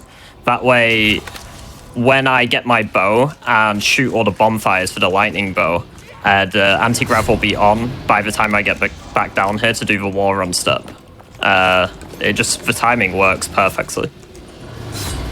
But since I wouldn't have been able to put it on because of all the zombies, I'm just gonna put it on when I come back down. I think that's 5. Yeah, it is. 6. Yeah, you know when you're on good pace on this map, when you can make it down here before the anti-grav turns back on. 7. And as soon as I kill this guy, we're gonna go get our bow. And I'll be here waiting for it, basically. It's very nice. And that's a 551 bow by my time, which we're already about a minute behind WR, but that's fine. Yeah, WR of the individual now. Oh.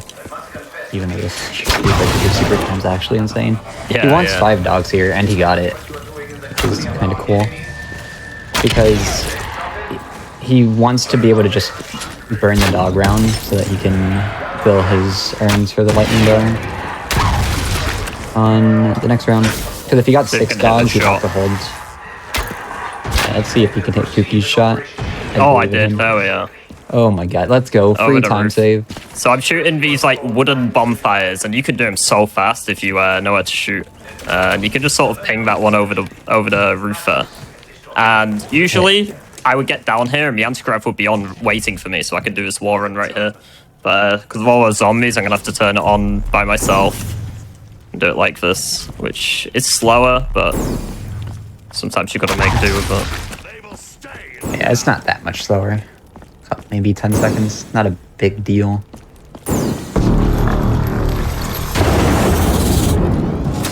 Now we're going to TP down to the rocket test. We're going to start filling our urns. We're just going to rush for lightning bow as fast as we can, because that's the bow that we'll be using. Yeah, the lightning bow's by far the fastest bow to build. Oh, that's really lucky. So we got anywhere but here. First hit into my next gun cycle. Which was basically a 1 in 5, and it's exactly what I want here, because I'm going to shoot this, and then I'm just going to use it. And I've got relatively close to my next urn, which is really good. So that'll be a really good anywhere but here and WR speedrun. Just gotta throw these Widow's Wine away, I don't really need them. I actually did. I shouldn't have done that. Yeah, I kind of want them.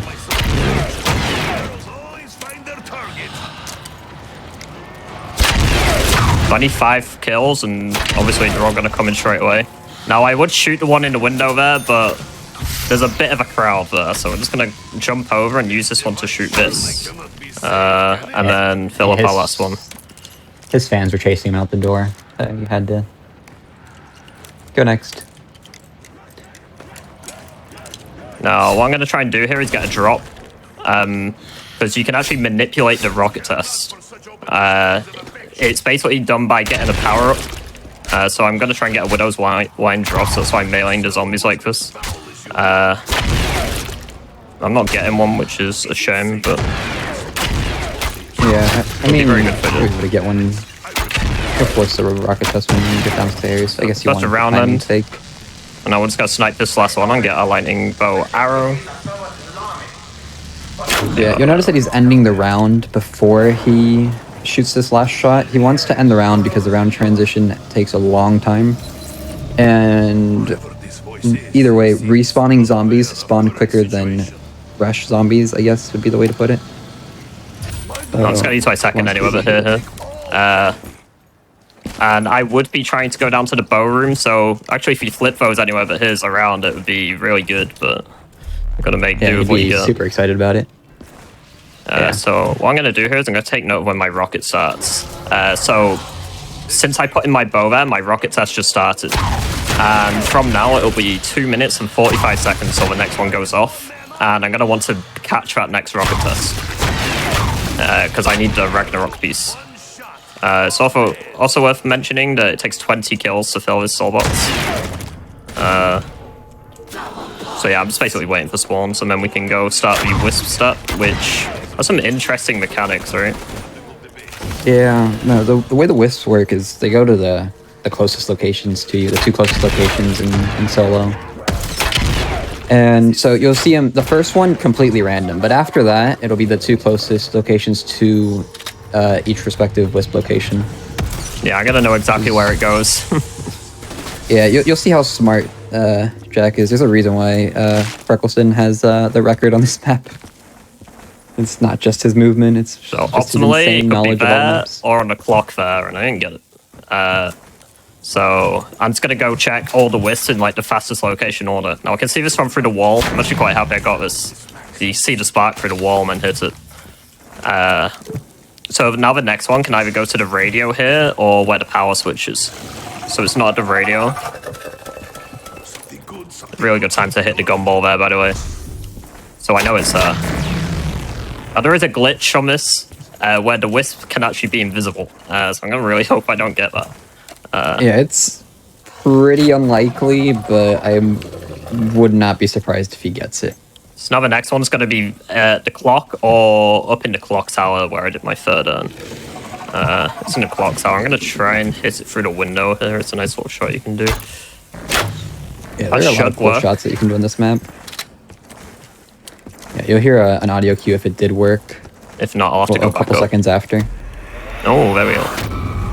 So that audio cue there proves that I hit that shot through the window. And then I can just TP. Yeah, just let him know that he's the best player. That's what he wants you to do.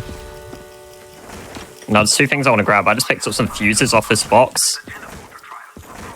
The blue canister there. And also, my guy, Mr. Groff right here. No, Dr. Groff even.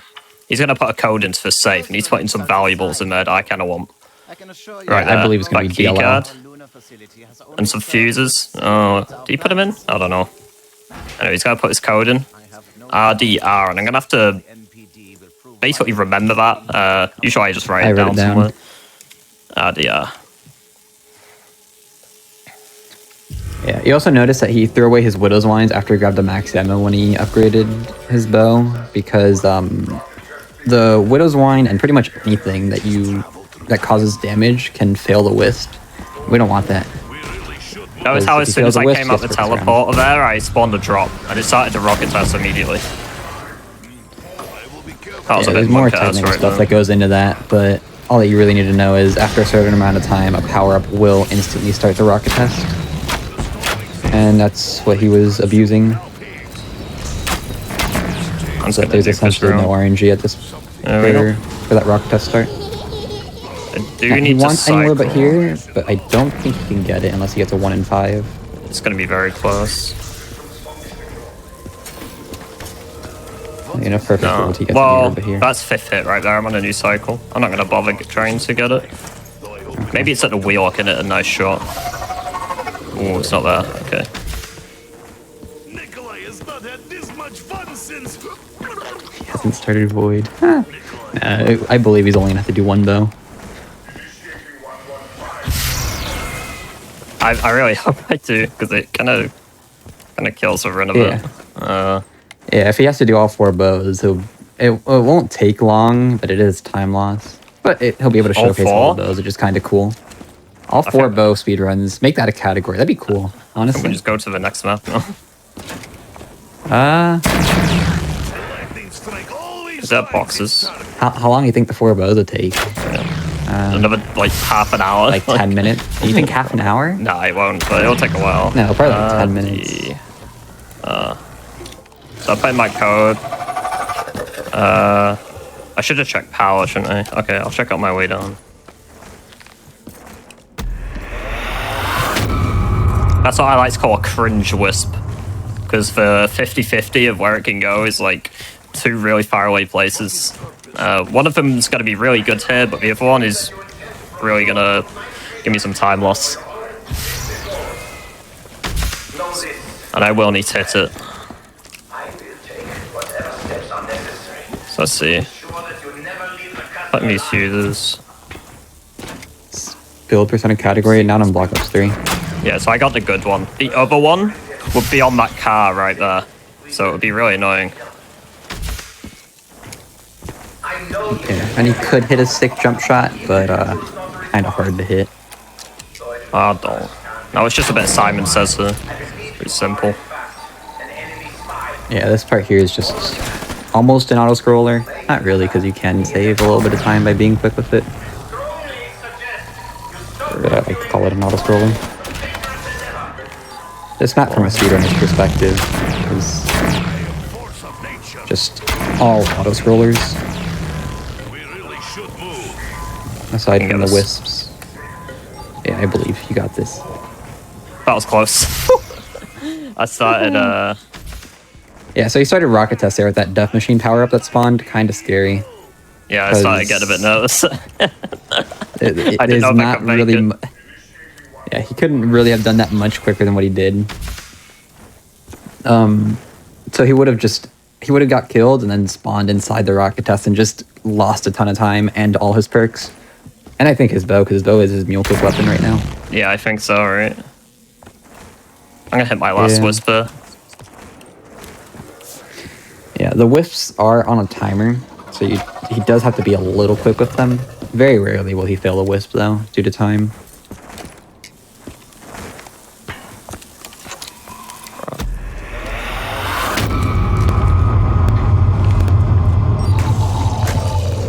Can you stop hitting me? 1. Should have run other way. 2. He last. Yeah. 3. 4. 5. 6. 7. And that's 8, and now we can TP for the second time. Now, optimally, I'm gonna try and kill him, actually. I want to kill that zombie as I'm jumping over. It's kind of difficult to do, and if you do it at a really bad time, then I'll have to do that entire step again, which obviously I don't want to do. So it's really tight on the timing of when you can kill him. Yeah, that's why you saw him shooting while he was midair, because that gives him the best chance at making it to the teleporter. Because if he doesn't make it to the teleporter, it's a very bad scenario where he's stuck in this animation here. And it's like my goal here is to get a rock out of this case here, but if I kill the zombie too fast, it won't let me open it. So I'm just kind of stuck in here waiting, and then I have to go and do it again. Yeah, and then he has to redo both Simon Says, and then redo this animation again. And it's just a bad scenario all around. I didn't call in Dempsey, did I? No. Alright. You ran right by it. So, you looked like me. Yeah, I'm a little bit silly. I was meant to call in MC. A small mistake. Not a big deal, because he can just fort up the zombies and he'll be fine. With the Panzer? But ideally, he calls in a piece from the. That's what the Simon Says is for. He's gonna interact with a little green light here on the death ray, and it's gonna spawn apart in about 20 seconds. But it'll be fine. I believe in you. Just blick him with the XM. There he is. Like, show off the power of the XM. You think strength in numbers will give advantage?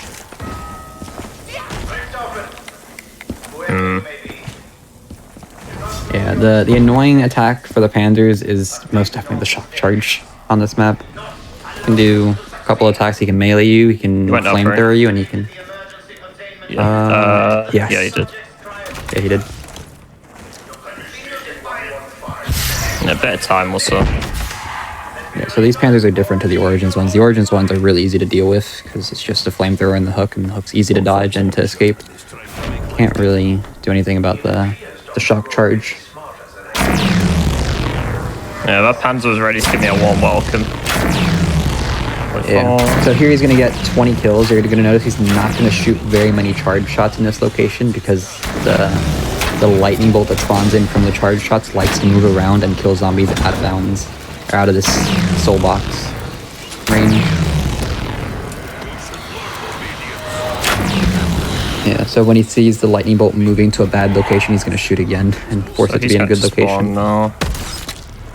And now here's where we hope that the game only makes him do one bow. Yeah. I think we have built better mousetrap. I think it should, because the other offline thing that I have does do that. And I think he did it based on that. Yeah, I would assume he just copy pasted it. I'm gonna hope he did at least. Yeah, the shock charges are very annoying. He won't get a Panzer until. Yeah, there we go. Yeah, so right here is also why you needed the rock. You need to place it for the. Yeah, right. Thank you, Scrappy. We love you, Scrappy. No, thank you, Scrappy.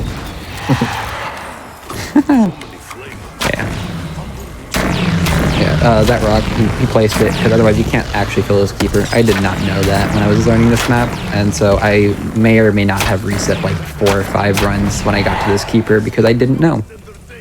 Because none of the tutorials actually showed it. Which is very unfortunate. I found out through one of the speedrunners who was like, yeah, you should probably know that. Oh, my spawn door isn't open. Okay. Oh, I don't actually know where he's going. Yeah, okay. You might want to get the rag part then. That's what I was getting, yeah. Yeah, I saw it in the corner of my eye.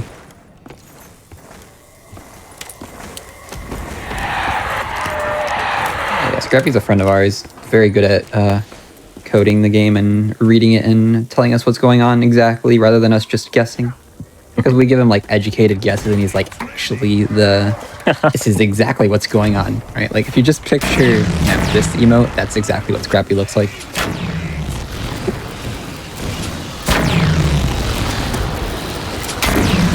Are we excited for ZNS? Oh my god. ZNS is probably the most interesting map. Yeah, ZNS is a very complex not complex. It has a lot of variations of what can happen, just because the entire Easter egg is building the wonder weapon and doing your challenges. So if he gets perfect challenges, you're gonna hear him very excited. If you hear him say something like mutating purple plans, it's not gonna be too happy. Yeah, because whole egg revolves around me finishing my challenges, or yeah. But we'll explain that when we get there. Yeah, this part of the egg, just 4 soul boxes, about 20 kills apiece. Each bow, plus or minus a couple kills. Right, void bow takes the least amount of kills. I don't know which one takes the most. I think I think lightning bow is the most. I could be wrong, but it's only by like 2. Yeah, they're all within 2 kills, so this isn't actually what the time save is. I might be wrong, but Firebow might be 22. Yeah, the other bows are just extremely slow or RNG based to get. That's why we don't get them. Lightning's the most consistent and just so happens to be the quickest. See, that nuke was a little early. I'd actually think it's early. I think I just despawned everything.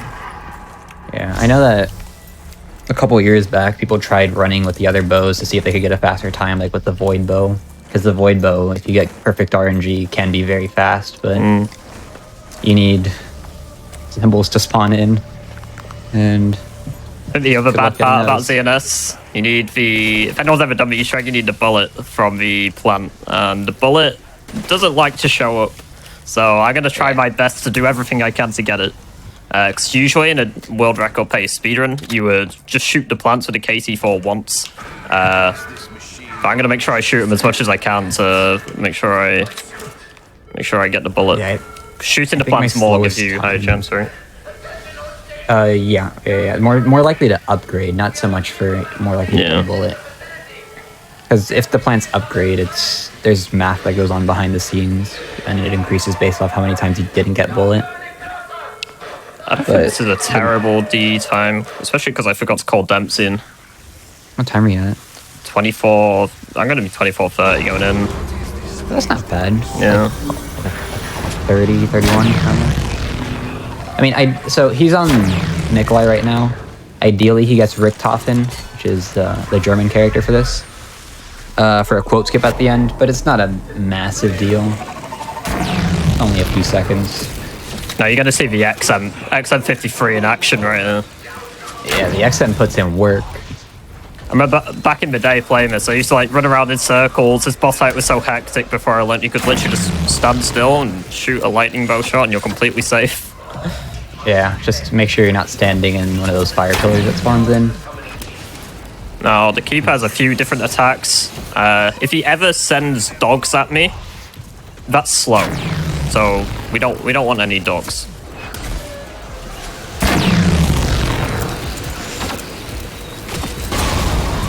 And every time he goes in the middle like that, I just place my Ragnaroks down.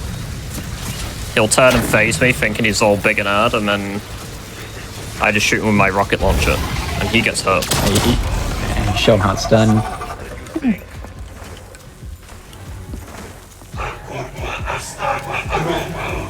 I don't know if you actually have to upgrade the rocket launcher for it to do that much damage. Do you know? If you're in a situation between getting rain or papping, get rain. I think so now he's looking for Andrews to spawn in, because this is pretty much the only part that he can speed up in his control besides killing the dogs. Yeah, the death machine's very strong. Yeah, you also see him hold his death machine out because he needs a couple more kills to recharge his Ragnaroks, because for some reason the bow gives me lower charge. Yeah, the bow gives you less charge, but you also don't have enough time to charge it once you get a ton of dogs without killing them with the death machine. So notice how I got dogs there, and he took so long to start his next attack because of it. Whereas he just does this attack here, he'll send his heads out, and he moves, ready to do his next one. Yeah, he has a certain number of attacks that he has to do before he can go to the middle and do his massive attack. If you don't have your Ragnarok's charged when he goes to the center, you just have to stand behind one of these pillars because he does a big lightning bolt attack that'll insta-kill you. But he should always have his Ragnarok's charged because he just knows exactly what to do. Yeah. That's why the XM's so good, he just one-shot him. Yeah, had he not got the XM, he would have to be playing for good keeper health RNG. Because if he has to reload the MR6s, it's just slow.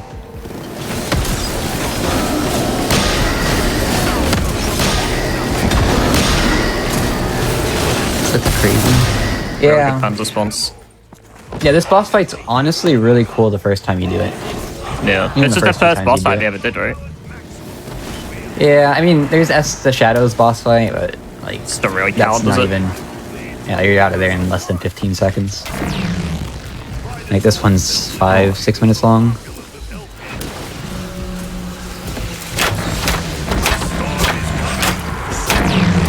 Yeah, so we got dogs again there, that's not good. So it's just down a little bit. Yeah, he also has 2 dog attacks that he can do. He can do dogs and fogs. That's what some people call them. Yeah, the fake dogs. Fogs. Yeah, the fake dogs.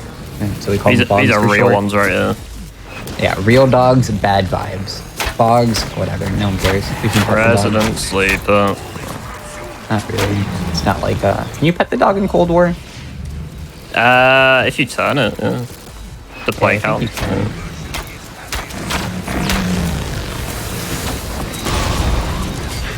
Now that's his last attack, and then after this little shot here, he'll be dead, and then we can go and finish Easter egg and move on to the next map. Gotta do a little quote skip at the end though. Now, Yeah, you'll see I'm him gonna try and get the down. key here. I can actually so you pick can up actually- the thing that I need in the white screen that's about to happen. And it Yeah, we'll depends see on my how much of character it- spawns. How much of an expert Jack is on spawn locations. I'm close to it. I'm not very close to it. Yeah, you'll hear a sound effect. Did you end up in the well? Is that what happened? Oh, no, That's not even like close. You got the right side at least. I thought I spawned somewhere else until I realized last second, so I started mixing my movement. Yeah, normally when you spawn as Nikolai in the co-op, you go towards the well and it's really easy. So one person picks up the key and the other one places it. I thought I was where Takio spawns at first, and then I was like, hang on, I'm at the dragon, aren't I? Yeah, I started messing around. Yeah, so that is DE. Pretty much. I mean, the moon's gonna blow up. That's just quote lore skip stuff. there. Yeah, he's going to quote skip. It's not much time on Nikolai. The most on miss? Coffin, but No, I didn't. Okay. I regen health too quick. So yeah, normally Nikolai would speak, and then Rixoffin would speak like he is now. But by downing, I skipped my quote and straight to Rixoffin's.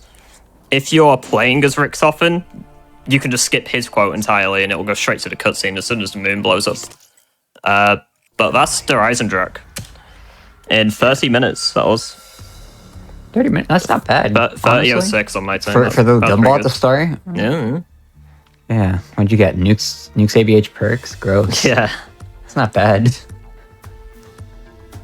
Yeah, if you hear us say ABH as anywhere but here, it's that gumball he uses to teleport around. Alright. That's about time. Yeah, this one is probably my favorite speedrun. Sorry.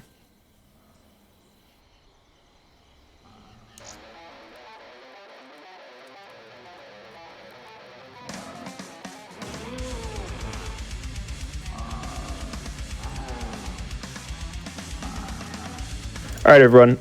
We're going to take a quick couple-minute break, get up, stretch, get a drink, come back, and we'll be right back with the Super Easter Egg Showcase. All right, we're back, everyone. Welcome back. Hope everyone's nice and stretched and ready. We're going into Zetsubu no Shima. Take it away. Yeah, I'll start up. Again, this map's really interesting because the whole premise of this Easter egg really is finishing my challenges at the challenge totem. So my challenges can range from really good and I can do them really fast, or it can give me things like 20 kills with the fam trap, or 15 kills while zombies are attracted to plants, and they suck. They're really bad. Yeah. Yeah, you want him to get, like, you know, for the top challenge, you want him to get, like, 5 heads from a Thrasher, 30 plane trap kills. Spiders is alright, but we don't really want it. But that's why Zetsubo in Super Egg runs is really interesting, because it really shows you who knows the map the most, you know? Yeah, like, ZNS, ZNS was Alright, that's really good. Yeah, call it. very good. Nothing that's gonna really slow me down, so we're fine. Yeah, plane trap power-up's alright. He'll probably just do the power-up while he's trying to get the bullet. I had to guess, unless he gets a lucky seed and some blue water and spawn. Well, I got the blue. Do we play for it? I think we do, right? Maybe. I mean, you may as well, right? Like, what's the worst that could happen? You don't get it, you gotta water it plane trap instead. Alright. Well, that gumball isn't very good. Yeah, so he wants to get a money gumball here. Anywhere but here is not going to do that for him. Fun fact, anywhere but here is required on this map. It's the only map that requires you to run a certain gumball. Yeah. Which I think is interesting. Surprised they didn't make it like on the first map to emphasize the fact that gumball use is going to be very important in this game. because usually the developers are very good at showcasing what their game is going to be all about. I'm just spawning down there. Insta. I can go start my plant. Show a plant some love. Maybe it'll love you back. Alright, I need to end this round so I can hit gum again. Yeah. So the different watering, or the waters in this map can give you different types of plants. That power up comes from blue water, so that's why he watered that one with blue water. That's why I didn't hit gum there. I was gonna go check the score, but I'm like, if I get perks, I'm gonna be stuck again, so. Yeah. Yeah, I'm glad I didn't. Yeah, he got another unlucky gum cycle, but on this map, unlucky gum cycles aren't as big of a deal as on ZNS, or on DE, which is the last map he played. So you can at least make progress with a bad gum cycle. On DE, you can't progress until you get to the dragons. Yeah, you saw me hesitate at the door, didn't you? I was like, do I hit gum or do I hit the score? Yeah, What's next? would you have plane trap power up? Yeah, so I need to hold my rain. Yeah, so you're gonna see a very, unfortunate that he won't be able to get raindrops and extra credits. You get an extra 10,000 points. Extra credits my next hit, and I can just pop them all on the double points from my raindrops. But unfortunately, I need my raindrops, my plane trap here. Yeah, this challenge is one of the coolest ones to see done. Glad that he gets to showcase it, because he's gonna stand directly under the plane trap after he starts the skull, and shoot 2 spawners so that all the zombies spawn out of the other 2 spawners that are directly under the plane trap blades. And he should be able to fill all 30 kills with just one trap or plane trap activation. So I was doing that. I was checking the skull at the docks because I'm gonna take that one. That was really awkward to see. It's much clearer on my end, so you guys probably won't be able to see anything. But I can just about make it out. Yeah, it's also why he runs the Varrock scope on his HPK. He didn't pick it up there because he needs the money to activate the trap to open the door.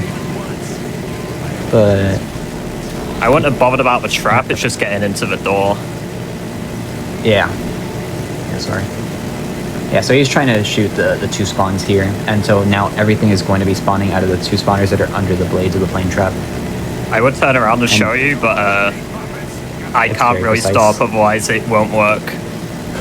So you see that those 2 spawners there are getting shot by, well, killed by the propeller traps. So I can just use plane trap really quickly. And now we're gonna go see if I got a power up and spawn, and that challenge will be done. Ooh, well, we won the 1 in 3 on it, maybe. Did it survive? We got a Man of War, you know. I'm taking it. Wow. Yeah, so that plant, it can be a power up, it can be a weapon. It can spawn. Well, it can also die, unfortunately, if you don't water it 3 times. But and when you water once, it's very likely to die. And when it dies, it can spawn like a zombie or a grenade or something, or like the MR6. So it was lucky to be a purple plant, or not a purple plant, but a power up plant. Yeah. Just unfortunate that he didn't actually get the power up.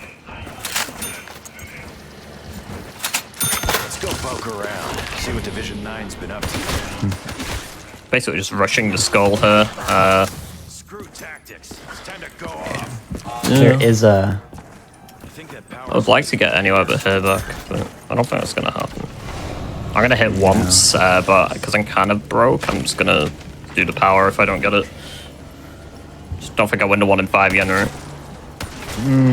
You can try, but 1500, it's worth the gum here, really. I've got money for it. Yeah, because worst case, I get 2,500 together. Yeah, I have enough for plus, it. I could just farm a bit of money here. Yeah, you have enough for, I think, 2 gum hits if you really want. I don't think I want, Oh, no, you don't, because you have to open green water and stuff. Yeah, no, only do 1. You're right. Yeah, so if he had the, one of the other challenges is 5 heads from the Thrashers. Those Thrashers are the big guys. You see him training there. You do it at the 3rd skull, because you're pretty likely to get spawns. That's probably worst case scenario on that gumball. Yeah, perk's kind of gross. So he's just going to do power manually here. Normally you would anywhere but here out of here. If this was like skips a lockdown. Yeah. You can also do it by downing, but I don't really have an easy way of doing so.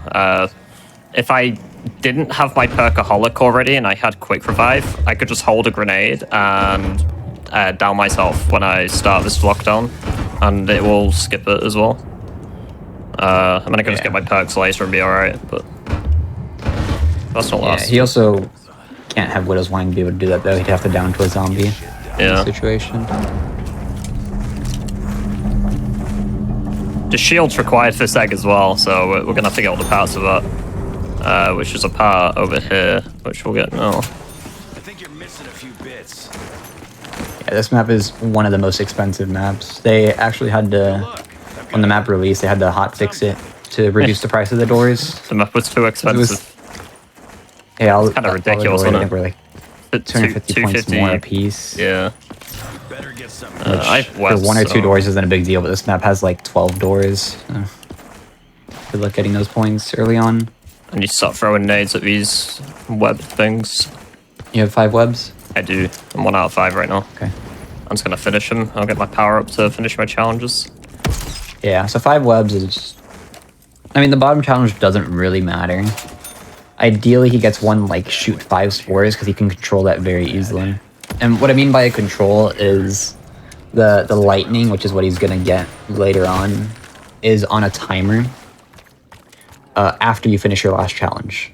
So he wants to know exactly when he finishes his last challenge to be able to be at the challenge altar to collect the lightning. When it's ready. Where is my round? Oh, that was last? Wow, okay. Yeah, any around there isn't too bad. Because that's really it good. means that he can get... Yeah. It means that he can get the green piece while he's over there in green water. Green piece is one of the parts for the wonder weapon. You got spiders. Yep. Yeah. So had he got the kill 8 spiders with spores challenge, he wouldn't actually be able to finish it unless he got some progress while on the skulls. But thankfully he didn't. This isn't bad because I'll just go get green piece next round. Since I don't have any over here. For a marathon's sake, I honestly prefer 5 spiders. Yeah, same. Yeah. I gotta be careful not to use my Widow's Wine grenade because the spiders can web me inside of a room, and if I have my skull out, I can't put it away because I need it for something else, and I can't tear away webs whilst I have it out. So yeah, make sure you get the venom spider as well. Yeah, of course.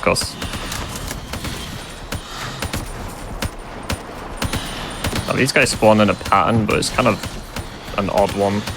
But you can memorize it. So it's not the same exact pattern every time. It's a random pattern for the game. Why is they do refresher? spawn in a certain order. Refresher from what? That's not good. I have to kill it. Okay. Yeah, where did he come? yeah. Why was there a refresher? What? I've never seen confused. that. I've actually never seen that before. That's so weird. I've seen some we weird had things on this map, like a fresher down at the rainbow plant, like. Yeah, One in a we million had the GDQ moment there. Yeah. It always happens. Someone will say, that's never happened before. I'm just gonna collect it now. I mean, I can build KT. Yeah, definitely a good idea. Because you want to shoot 3 times this game, because you got 5 spiders. If he was doing record strats, the 5 spiders would actually kill the run. You want 6 spiders if you're doing WR strats, but that's for like 21 pace games and it's extremely risky. Yeah, you're playing the absurd odds, really, aren't you? Yeah, probably like a 1 in 10 for you to get an upgraded plant with the bullet in it. Don't web me, thank you. Don't actually know how that math works. That's just me giving a rough estimate. Yeah, so the reason why he held those Widow's grenades there, the spiders can spawn webs and block doorways. With your skull out, you can't break them with your hand, so you need to use grenades to break it open. Yeah, and I need my skull for down here. Yeah, and if he put away his skull, he'd have to recharge it. Recharging the skull takes minutes, and that's not gonna happen in a reasonable amount of time. You're honestly better off restarting at this point if you have to recharge the skull. Yeah. So I'm just gonna go end around him and we'll water my plant again. And I'll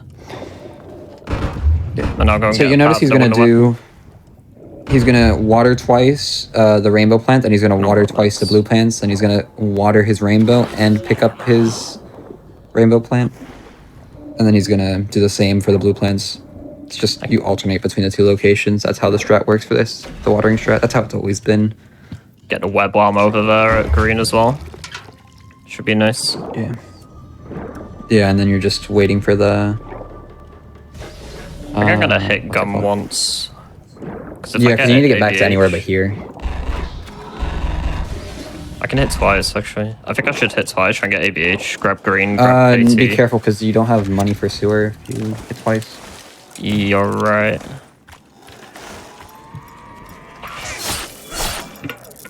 Please. Never could say no to a gumball.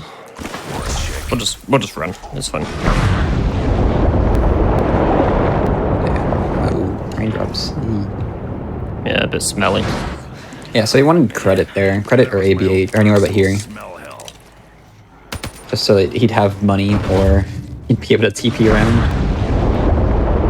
So he's looking for a white coat zombie, because it's going to have the green piece that you just saw. And now he's going to be able to build the wonder weapon for the map. And so he's playing safe strats, so he's building the wonder weapon here, and then he's going to go water blue plants and shoot them all. Yeah, I need to fertilize them with the wonder weapon so that I can get the artillery. I mean, this just makes no sense, does it? Like, I need a big AA gun bullet that I grow from a plant. It makes no sense, but there we are. Yeah. And so, bullet you're very unlikely to get, because there's 3 outcomes that can happen with these upgraded plants. It can either upgrade, it can decide, I don't feel like upgrading, you need me to shoot it 3 times, it sucks that it's not guaranteed. Or you can get an imprint, which is like this map's version of quick revive, where you keep all your perks and your loadout. It's really nice, actually. But, very annoying for Easter egg speedrunners, because you can get, I think, up to 4, if I remember right. You can get so many. Yeah, up to 4 imprints max per game. I forget what it is. I wish he's end around like again. Annoying when you see them. Because he shouldn't really down. He's picking up the seed here just to be safe in case he gets unlucky. Normally he wouldn't pick it up because he doesn't need it. He's just trying to stay in one spawn zone to end around. Trying to get anywhere but here back, which he did. Might as well use it. Yeah.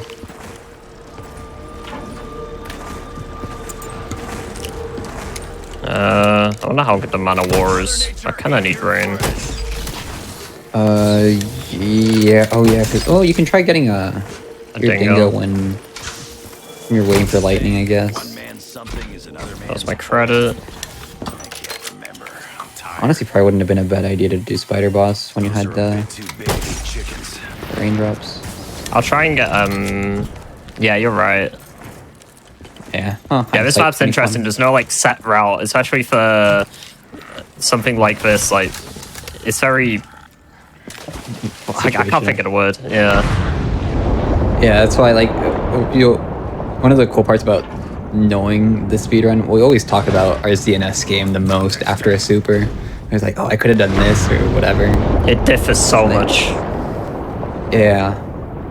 Like, you could load up 2 games of ZNS and a super and play them entirely differently. Even though probably 20 games and you'd maybe get one that looks remotely similar. But because there's so much that goes into the start. I just got my rainbow water back. Cycle. I need my rainbow water to water this plant. It'll upgrade.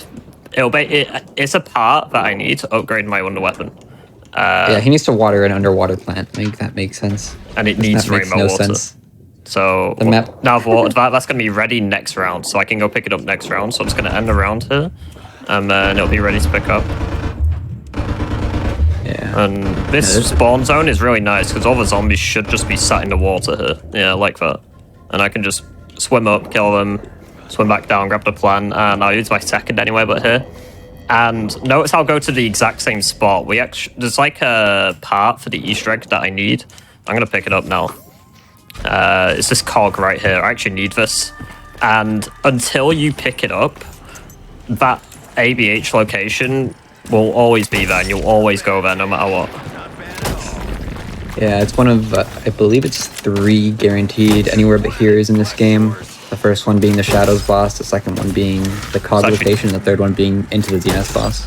Yeah, it's one similar to the SOE one on this, isn't it? Yeah. Go away. Yeah, so now we're gonna hope that he gets an upgraded plant. Upgraded plants are very easy to spot because it's gonna be spotty. That wasn't intentional either.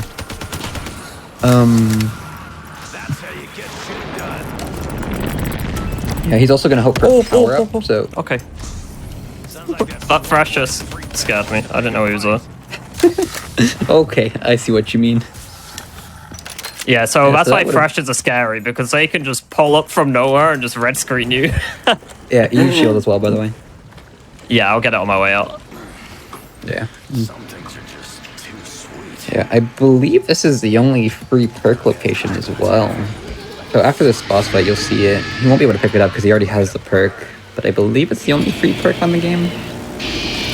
Unless you get like a random power up. Death Machine's very good against this guy. It's like, yeah. Death Machine puts in work. So does the XM actually. Yeah, And if yeah, you're yeah, the familiar- XM, yeah. Yeah, if you're familiar with, and so does the Dingo. And if you're familiar with the some of the side quests on this map, one of them, it's not required for the Easter egg. You can actually transform into a spider. And that little spider attack that you do when you're a spider puts in work on this thing. It's very cool. Yeah, so right there's the free Widow's Wine right by where he popped the raindrops. I'm gonna get more water just in case. Yeah, and a shield. Just in case the game wants to be like this. Like, I'll get the shield. I'll get the bullet and then... Oh, my power up. First my power up. So that was an upgraded plant. I didn't get the bullet from it. I have 3 upgrades, so I should get it. Alright. Please. Yeah, so Oh my god, get that it? is so unlucky. That's fine. Okay, This is well. why I picked up more water. yeah, he picked up more water, he picked up his seeds. So it's the first plant you open is a coin flip, 50-50, second one 60-40, third one 70-30. He Yes. cannot get more likely than So a 70-30 I chance. lost a 50% chance and a 60% chance and then a 30% chance. All in a row. I did get my... Yeah. I need a shield. Yeah, because you're gonna miss lightning now. I kind of forgot I had power. Yeah, that's why I said it, but you know, fine. Yeah, missing lightning are not too big of a deal because he does have to, you know, water a bunch of stuff. Yeah, I'll just go get my water Yeah, so- now. Yeah, the other unfortunate part about not getting bullet first try, besides having to re-water it, you can't water it anywhere near you, anywhere near the water location, because all 3 of them are taken up. So like the closest one you can get is either in spawn or in the plane trap, and neither of them are.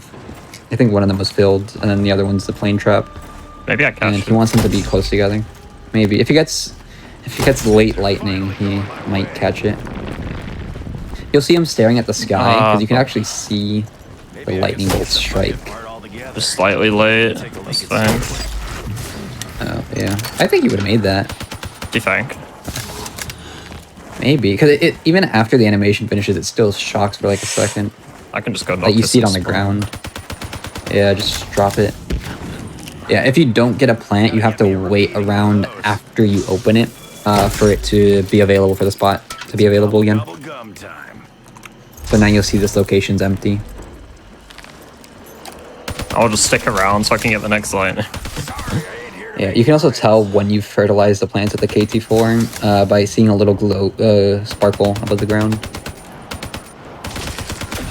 Yeah, so that was so unlucky I didn't get the bullet there. Yeah, he was very likely to get it there.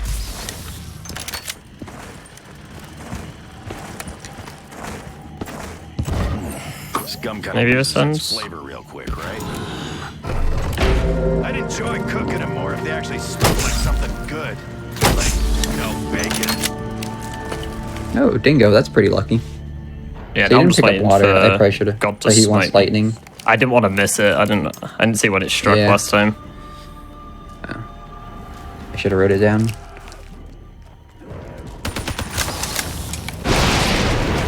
Guilty as charged.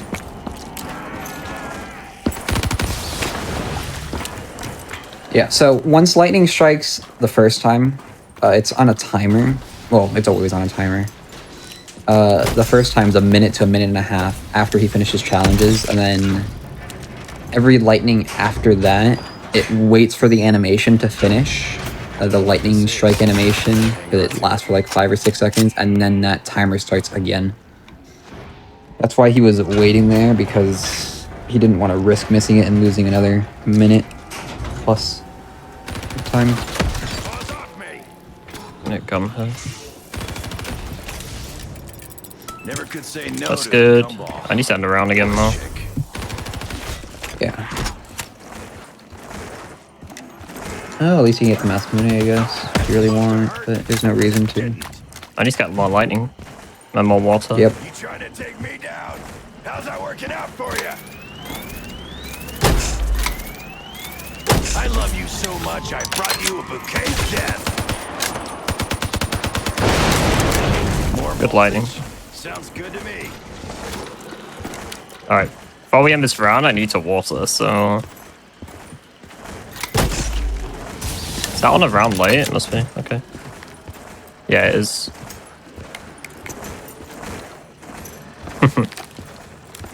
Yeah, this map, even without the getting the bullet, it's funny hearing all the things going through his head. You're never like relaxed on this map, I guess. You always have to be engaged, otherwise you're just gonna lose time randomly. It's not like a map like D or GK, where if you're not really paying attention, you can still kind of get through the egg without losing time. This map, you always have to be engaged.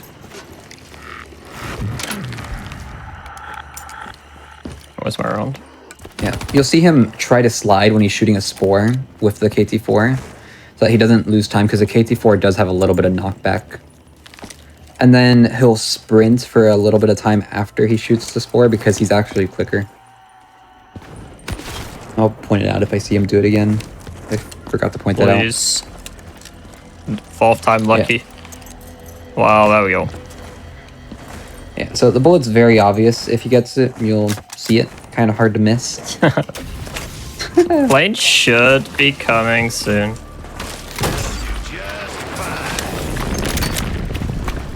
I got 5 spotties though, you know. Yeah, so there's one of his KT4 shots for move speed. So the plane's also on a cycle. I don't know if he's been paying attention to it, because I haven't been. It should be coming in about 30 seconds. I don't think I had time to upgrade. Okay, well, there's the reason why he has record on this map as well. Definitely not because he got the luckiest and is the only one that's psychotic enough to run it for hours on end. Yeah. This game also goes through waves of what people feel like running. Yeah, So some days you'll open up Black Ops 3 and see like 100 guys running, not 100, but probably like 10 guys running Dries and Drive. Other days you'll see ZNS. And those periods go on for like a couple weeks. Okay, so my plane isn't coming. There it is. Yeah, you see him just planes spawn out of thin air. It's very... Wait, so we're gonna load the gun, and then when I see its propellers, so yeah, I can shoot it now. Let's come to lab A, I think. Could be wrong. Yeah, so you can see the direction of the cog. Yeah, that's going... Is that A? I thought it was bunker. Oh, well. Yeah, I think I heard that bunker actually. I think you're right. Oh, you're making me insecure. Yeah, that's our one moment. Yeah. What kind of a sick mind decides to weaponize Mother Nature? Oh, I haven't got the zipline. The ABH cog. No, I have the ABH Oh, one. the zipline? Yeah. Okay. This actually works out. Oh, we'll be able to see the... If it is lab We'll A. be able to see the third guaranteed ABH. It is lab A? Okay. I don't know. I can just see if it is, because I need to get this call. Yeah. That's true. Something I'm actually trained for. No, I think I just run to thingy bunker. Yeah. Yeah, I'm pretty sure it's bunker, but I've been wrong before. I agree. That's not that. Yeah, bunker. Okay. I'm not crazy.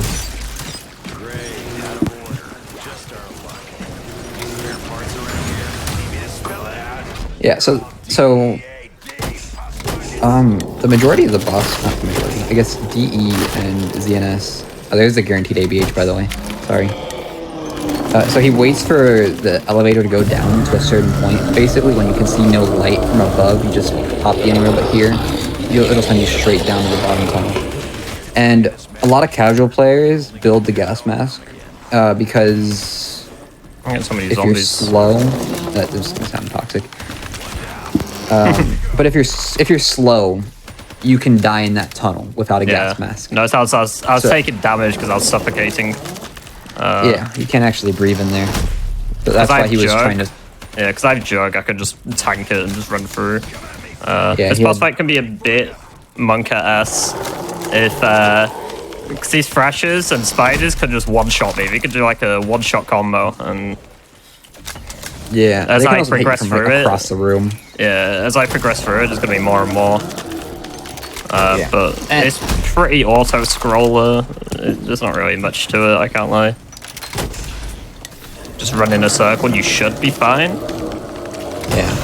The only way that he'd like realistically die in this or down is if a spider spawned at his feet and a thrasher like hit him immediately. Yeah. So that's super unlikely. These guys have long arms as well. Yeah. No, they'll hit him from across the room if they feel like it. I was going to say, I've got a couple questions if you're just chilling, running in circles. Yeah, yeah. So like I've played, I think all of the zombies maps up until like some of the more recent ones, but that's just 'cause I haven't played like Vanguard and stuff like that. And I know for things like Black Ops 3, there's a pretty tight like leveling system that you have to go through. How hard are these runs to like set up and get going? If someone were to like buy Black Ops 3 cold and say, I want to start doing this. If you are on PC, it's really accessible because it's a mod menu that you can just, because there's like in-game currency in this where you can get your gobblegums. But if you're on PC, there's a mod menu, you can just give yourself infinite ones, an infinite amount. Otherwise, it's just a case of buying the game and just learning how to play it. It's really easy to get into, I think. Yeah. We're trying to... Time frame wise? Yeah, go on. Like on average because I've been around the community for a bit, so as Freckleson, it takes people to get from never speedrunning before to world record pace about 3 months. Some guys are anomalies and much quicker, but that's very rare. Like Jack's one of the anomalies, Freckleson. Yeah, he started on Cold War and was very familiar with speedrunning because he had speedrun like Doom before. Yeah, I've played it, dabbled in a bit of Doom Eternal. That was good fun. Yeah, we're trying to make it even more accessible. Like I know I've quite recently uploaded a speedrun tutorial on Shadows of Evil. I do plan to make more in the future. So it's just like again another thing for new players to use, and I'm hoping to make one for pretty much every map, and that'll be quite good. But that right there is the end of the boss fight. And as soon as I hit the cutscene, that'll be time for the map. Yeah, a lot of us are trying to make like different guides. I know I've uploaded some, Freckleson's uploaded some, Kooky and Bug, you'll probably see them in chat, are both working on their own. And if you ever feel like asking questions, just come to any of our chats, just open up the category. You'll see one of us probably at the top of the category. Well, I'll answer your questions. That was a 29-29 when that's not a bad time considering I didn't get the bullet from 3 plants, which is honestly so unlucky. Like, yeah, anything sub 30 and a super egg, so a no reset run, very good. Pretty good, for this. Yeah. Vanguard Crovi. This one is probably one of my favorite to speedrun, I think. So yeah, this one and Revelations, and then again, I like Shadows of Evil as well. I don't know. Yeah. This is the map that everyone seems to be afraid of when they're playing the game casually. They hear the bomb step and they get scared when honestly you just pause and write it down for a second and you're good to go. Yeah, I guess it could be quite daunting. But if you're playing with your friends, I honestly think this map is harder because more zombies, you can't pause to think about what you're doing. For a speedrunner, that doesn't really matter much, but from a casual perspective, pausing to look up a tutorial rather than looking up or probably look at tutorials very useful. Much like every map on this game, all I'm looking for at the start from my Gobblegum is just money. And obviously I didn't get it again for, what, 3 maps in a row, so that's kind of unlucky. Yeah. But I'm just going to end a round and then I can hit gum again. Oh, yeah, there is a... later on in the map, I'll point it out before it happens, but a headphone warning. I'll let you know if I remember. Oh, when I pick up the whelp. But when you pick up the whelp, it just, you know, the audio text for this game might have took the day off when they coded it for one step specifically. It's kind of We have a pretty decent compressor, so I think we should be fine. But Yeah. you know, a heads up, I've we'll keep an eye on it. Yeah, I've thought that before too. And it hurts. So I got a So really he just bad got gum very cycle unlucky again. there. Yeah, he wants, you know, shopping we go. free or raindrops. And he didn't get either. Again, very unlikely to get it 3 maps in a row, and it just happened. Yeah, I don't think I've ever had that in any of my runs where it's just been the same terrible You haven't bad played this gum much. cycle 3 in a row. Yeah. Hey, it's good on the giant though, where it matters. Yeah, the giant, yeah, the song speed, I mean, sorry, the Annihilator speedrun. So right here, I'm gonna take note of this thing right here, my valve, and that's number 2. I'm gonna put, I have a spreadsheet. I'm gonna put that in. It's like a solver. Which Yeah, you made by I you, remember Mike, you know? Yeah. Yeah, because not so much for solo, but there's 2 different solutions to each valve problem, I guess would be the way to put it. And so if you can check them both quickly, you can speed through and pick the fastest one. And for solo, it doesn't really matter because you could just pause since this game is done through in-game time and work it out by hand. But for a co-op run, it does matter to be able to solve it instantly.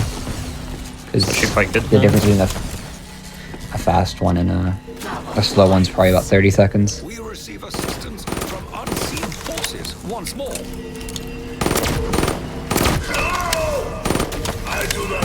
This, The boss fight on this map is quite scary, isn't it? Probably the one boss of the fight on biggest this one run is killers. the best one. Yeah, best boss fight, but oh, it's difficult if you're not prepped. Yeah, You can honestly, just like this get one is- shot by the boss. It's really scary. And like If 2 the- seconds in as well. Yeah, if this... Oh yeah, that's right. So if the speedrunner is not paying attention, very easy to die on this map. Yeah. Most of the Yeah. other maps, you don't really have to... I mean, you have to pay attention, obviously.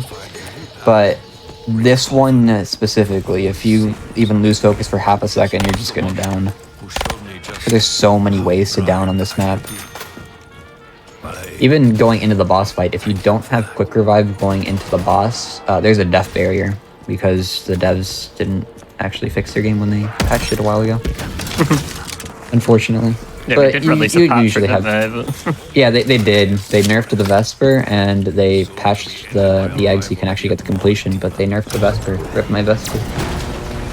You see Shelby complain about it sometimes on Twitter. That's what he used to do. Not anymore. Basically, I'm just trying to rush to the Pack-a-Punch so that I can get the Dragon Egg. Because I'm going to need that for the speedrun, so... That is the goal So- at the start. Yeah, his main objective is to just get to the Pack-a-Punch location. That's why he's collecting these code cylinders and then placing them and defending the Groth pods. Each Groth pod's 15 kills at the start. It's like set And- spawns at different locations, so like some of them are really slow, but some of them, like especially the one where I'm gonna go now, it can spawn there, and it's like near instant of how fast it can be. So if it spawns Yeah, here the- next, it'll be very good because I'll just finish it in about 2 seconds. Yeah, the 2 Groth pods he's had so far, they're not great, but they're runnable. Right? If you get Yeah, they're spawn, alright. you'll hear him complain about it. Maybe in a normal run. Yeah, and of course, you know, the worst one to get spawn is also the only one that you can get twice. It's very rare, but it can happen. Yeah, I don't know why it's like that.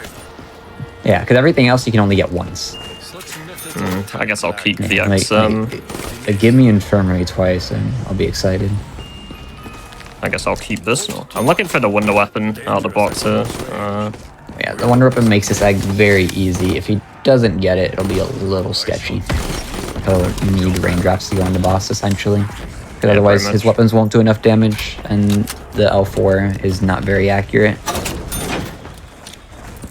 But he's looking for an explosive weapon or the Mark IIIs, which is the map-exclusive wonder weapon. For one specific step later on for his challenges. And we'll point out when he gets there. This is a good location. Yeah, armory is pretty good. You'll never hear someone complain when you get armory. Oh yeah. Especially every last. second burst. Yeah, you want like... I mean, in a perfect world, you get like armory, infirmary, chug. For your 3 defenses for this. Round 6 here is also good, because if he gets later on round 9 Valkyrie drones, it's very fast. The dragon breathing guy is kind of annoying. Yeah, starting on round 5, or when you open the top floor of department store, dragon can start spitting fire on you. And right now he doesn't want it to spit. He wants it to spit in about a minute when he places down his egg. And he wants to. Hopefully it spits within a reasonable amount of time. I think the longest I've waited till he has to spit 3 times before you can... Is it 3? 2. 2, sorry. 2, I knew that. 2 times before you can do your second fly. I think my slowest second fly is like 15 minutes in a super. Yeah, I think but that's about the same. Yeah, that's pretty unlikely. An average one's like 11. 15 minutes, or you can get like an 8-minute one, you know, it can differ by a lot. Yeah. Yeah, but after the second fly, this map is very, very consistent, bar 1 step. Like, everyone will finish within a couple minutes of each other. Like 2 to 3 minutes. The way that I tell new players for this map, when you're very good at this map, you should be able to sub 40 every game. Yeah, hopefully. Yeah, so in an ideal world, horribly wrong. Yeah, like there's like a couple scenarios where it won't happen, but those are very unlikely. So like what I did was when I was learning a few years back, I just never reset anything. I played everything until I was sub 40'd every game.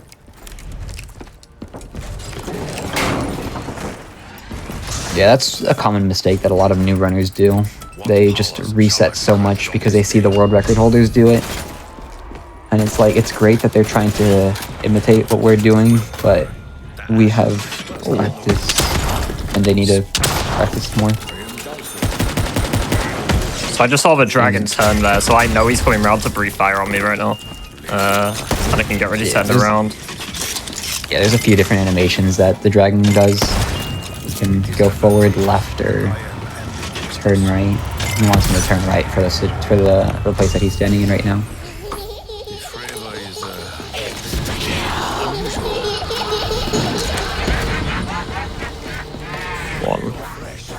I think P's at the department. Is it? See a tank. Yeah. Yeah, so he's looking for a pink cylinder when he's checking these valves as well. Do you have them all written? If not, I can go through and check for you. I have them. In. Okay. Well, I can hit box once. Yeah, he wants the Mark IIIs. Yeah, I'm gonna keep it. Otherwise, yeah. They are otherwise, not it's gonna be a little rough. Yeah, hopefully the next map behaves, because the Mark IIIs aren't actually required for this Easter egg, but on the next map, the 2 weapons he's looking for are required. Okay, what is going on here? I've seen a lot of weird things. Oh, you've never seen that? No. That's funny. You can also hit the box when you're shopping for when your fire sale expires there's the wonder weapon for 950 points. And then you won't be able to pick up your weapon either. It's really weird. It'll take your money, you can't pick up the weapon, and the box is gone. I've only done it like once, but it's really funny when it happens. I wish I recorded it. Now we're gonna pick up the dragon egg, and I'm gonna need him to breathe fire on me one more time. Because basically in the bottom right here, you see my dragon egg. It's got like a progress meter on it. And it has 3 challenges that I need to complete. And the first one is to kill napalm zombies, so I need the dragon to breathe fire on me so that it can set all the zombies on fire. And then I can do the other ones in the in the lockdown. I need this actually. If you're on console, I'd recommend running either Garrod or because it has an in-game timer. Just for that. Revelations also has one. That's the next map. It's where we Also the run around majority with do a this. circle for a bit. Yeah, he Waiting just for needs my brother 5 to breathe some napalm fire. kills. He's not feeling very eager right now. Yeah, the dragon needs to spit. So one of the unfortunate things, he cannot progress until the dragon spits. Yeah, it's quite I unfortunate. mean, he can, but he'd be playing a slow strat. Yeah, it's just not optimal. Yeah, you're better off just waiting here. Careful if you're around. I don't know how many you have. I have plenty. Okay. Yeah, see, I get the backseat game and you can't complain about it. Oh, Yeah, see, he has landed. No, this fly isn't going to be terrible, I don't think, so... What are you at, like 12 minutes? 11 and a half. Yeah, 11 and a half's about average for a super. Yeah. Not bad. Yeah. In a perfect world, you get like an 8-minute fly. Only the record does that. I can count how many times I've seen an 8-minute fly on my hand. Yeah. You're telling me. I think I can do it on 2 hands these days. Yeah, you've run a lot. I've run this map a lot recently. Yeah, you'll get your record back one day. So Jack's the first and only player at the moment to have ever held all 5 mainline Easter eggs. We don't count the giant towards that because we got to feed his ego a little bit, and just say the giant doesn't count, so he can say he's had all of them. But he's the only player to have held all 5 records at the same time. Usually it's split between 2 to 3 players. I don't have this one anymore. BO3 goes on sale quite often. If you want to get it on Steam. Like at least once a month. Cool. I need to be careful here, by the way. The laser beam from my under weapon could just kill me. It's really strange. It's like a death barrier. Yeah, that's one of the many bugs on this game. If you're weapons that shouldn't deal splash damage sometimes deal splash damage, and it's been a thing since Black Ops 1 with the ray gun and PhD flopper. I think it's when you're too close to a zombie and you shoot, you just sometimes take a lot of damage. It happens on Origins if you're familiar with that map with the Boomhilda and the Mark II and the ray gun actually. And it's happened on every game from Black Ops 1 to Cold War. I don't know about Vanguard because I have not played that game, honestly. But I know about every other game that it can happen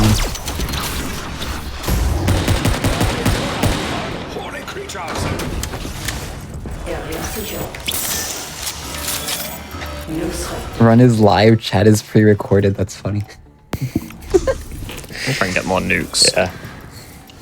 Oh wait, the run is live. I promise everybody, this is live. Freckleston is doing this live. I am a robot. This is not a task. This is not a nothing else. This is human play.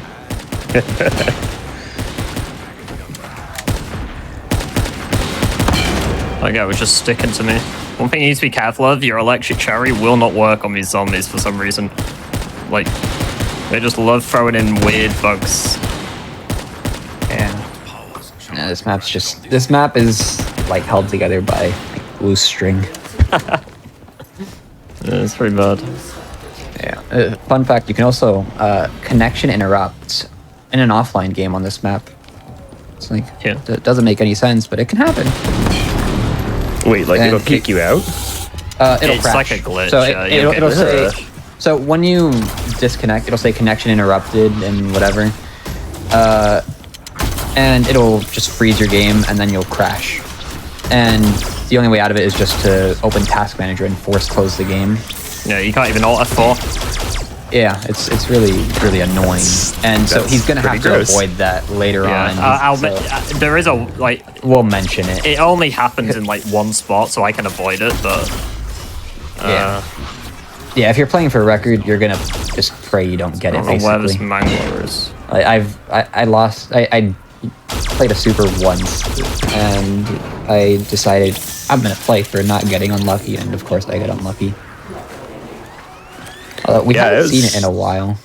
I was honestly really impressed when you offered the super, because originally when I approached Reckleston, it was a little behind the scenes here.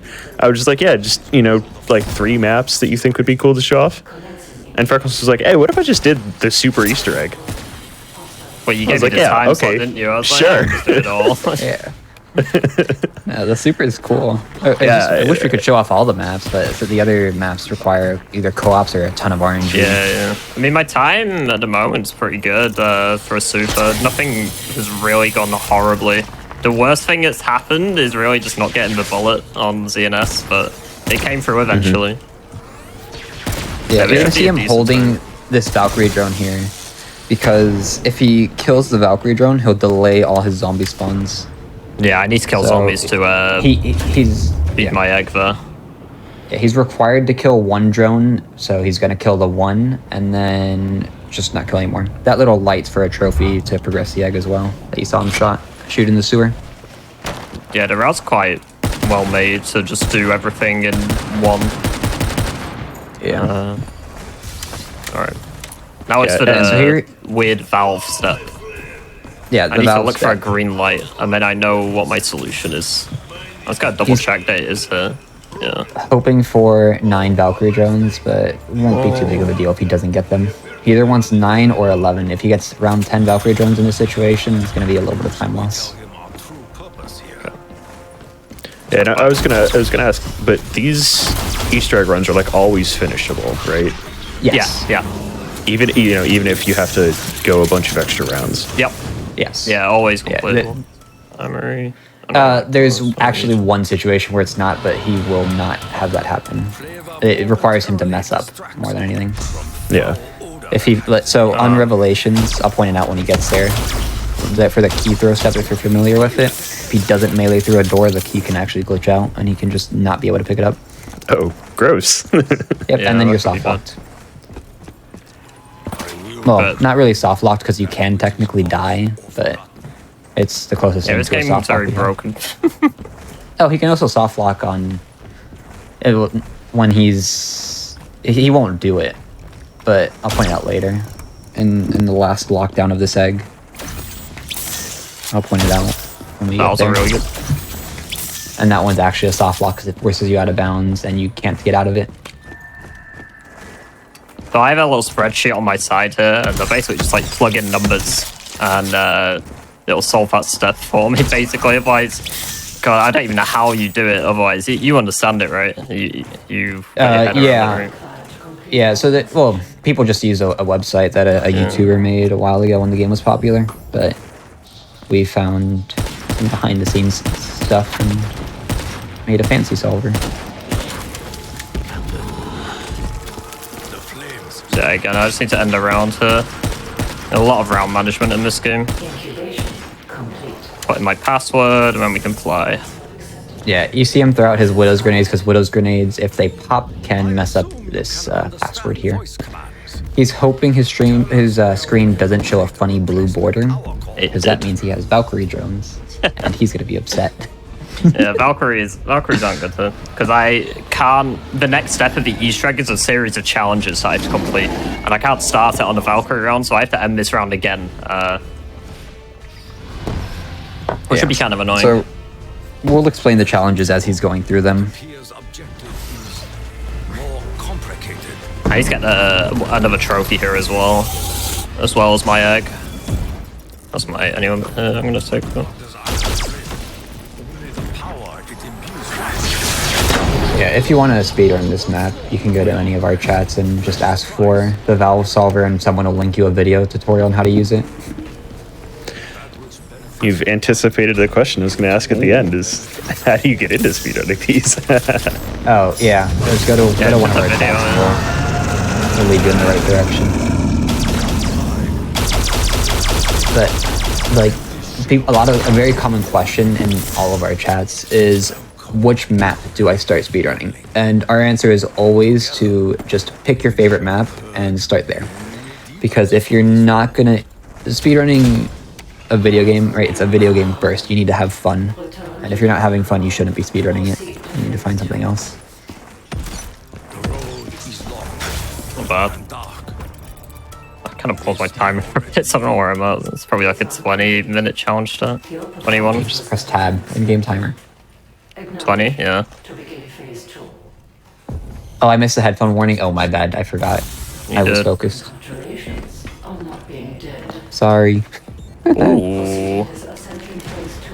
So he's hoping for... Which one did you get first? DC Graph? Oh, DC Yeah. Graph. So he hit the 1 and 3 there. Quite good. I need So to there's get my 3 piece of locations paper for ready. this. For the bomb Yeah. stuff, I need to write them down. So it can go to Dragon Command, it can go to Supply Depot, and Tank Factory. Supply, by far the slowest. You'll hear him complain about it if he were to have got it, but he didn't. He got the fastest one by far. It's not even close. Yeah. Having raindrops right here is so good, but Yeah, if he had even raindrops, without he'd be done. even without it, I'm still fast, so... Yeah, this is like probably 20 seconds quicker than Tank Factory and about a minute quicker than Supply. If you got Supply, you'd also have to be worried about a soft lock as well. But that soft lock is extremely So unlikely. I've only seen it like twice, and I've done this like hundreds of times. How many times have you seen it? Probably like once or twice as well? Once, yeah. That's good. Sorry, my whole setup is falling apart on me. I just had my mic fall over, I'm sorry. Hold on. Pause percent. I know, I'm sorry. When my setup falls over, it's a bit of an issue. Yeah. I'm lucky that it's a game that we can actually pause in, because in game time, you'll always see him. Okay, so the Valkyrie is going anywhere but here.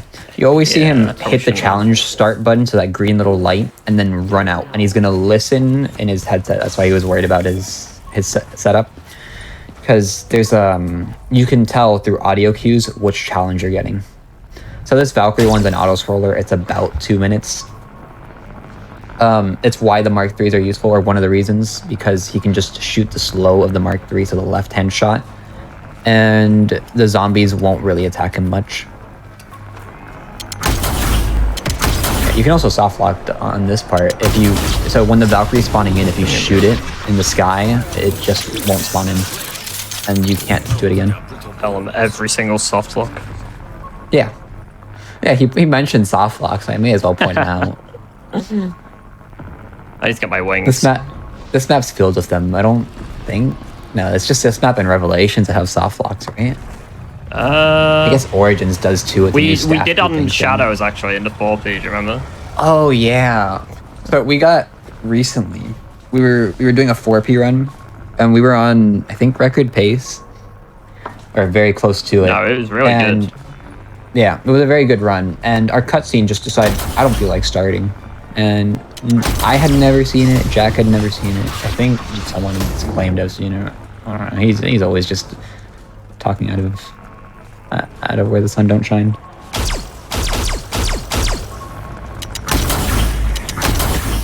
You know, I might invest in a mic arm. That way my microphone doesn't fall all over me. Yeah, you might want to get that one. I'll send you the one I have later if you want. Yeah, so here's a fun skip. He's gonna kill the drone early when it turns to the stairs. Not too early, like I've done in a run. People always make fun of me for it. Say, oh, do the Mikey skip, and you fail the step and have to redo it. Should be 4 hits then. But you kill the drone early and the step does complete as long as he's on the stairs. That's what you saw him jerk towards DC for. So he knows that he's either going to have Gersh or bombs here, because you cannot have Valkyrie and the Mangler challenge back to back. Is he coming through? Oh, okay. Here's where I thought he's going to go potential courtyard. connection I was just going to let him through. Yeah, so the courtyard is that middle area of the map that, I'll point it when he runs through it again. He's gonna have to run through it for bombs, I think. but you can connection interact there. That's what I was referring to earlier on this one specific step. This is also why he wants to mark 3s. Did you hit the skip? No. I hit that one. No? Okay. So there is a fast quote skip where you can interact with a trap, and then he'll instantly start moving. But there is a backup for it, and he hit the backup. The difference is negligible. It's a couple seconds, but you obviously want those couple seconds. And then here's another quote skip. You're gonna hear Sophie say beginning information extraction. He's gonna say 1-2, and then he's gonna hit the trap. Or he's quiet and he doesn't say it, but that's normally what you say. Is he top? Yeah. Item supply. Yeah, so here, a very common place where new players mess up. They don't listen for where the mangler spawns. You can hear in your headset. That's why I recommend you play this map with a headset or headphones that are directional. Because you can hear where the mangler spawns. If he spawns on the left side, he's in supply. The right side, he's at tank. Down. Yeah, I got you. Just call him out.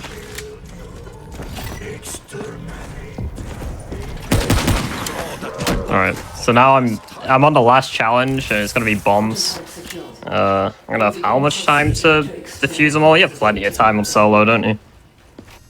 Yeah, but I know it's bombs, so... 3 minutes? Yeah, there's 5 challenges he has to go through. Once he gets through 4 of them, he knows his 5th. Infirmary, supply, DC, department, tank, armory. So infirmary first. Yep, infirmary, supply, DC. Yeah, I think I got him. Okay. Infirmary. Yeah. This is, for new players, the scariest step. Because if you mess up, you blow up. Because you're trying to defuse a bunch of bombs. If I hit the wrong one in the wrong order, I'll just die. Yeah, it's very unforgiving. Alright, well I got lucky. But you got DC? Yeah. I was gonna use it after DC. Yeah. Supposed to be commentating, sorry. I had to focus for a second. Yeah, so the reason why the ABH there was risky, there's only 1 anywhere but here location in Dragon Command. There's 2 in spawn, so you want to use it when you're going to spawn, because it's a 2 and 7. There's 7 total locations rather than the 1 and 7. The round flip there is very nice. Yeah. I'm not likely to get ABH back, but I can get it. He wants anywhere but here back. Hopefully he gets it, because it's quite a bit faster, but whatever. It'll be fine.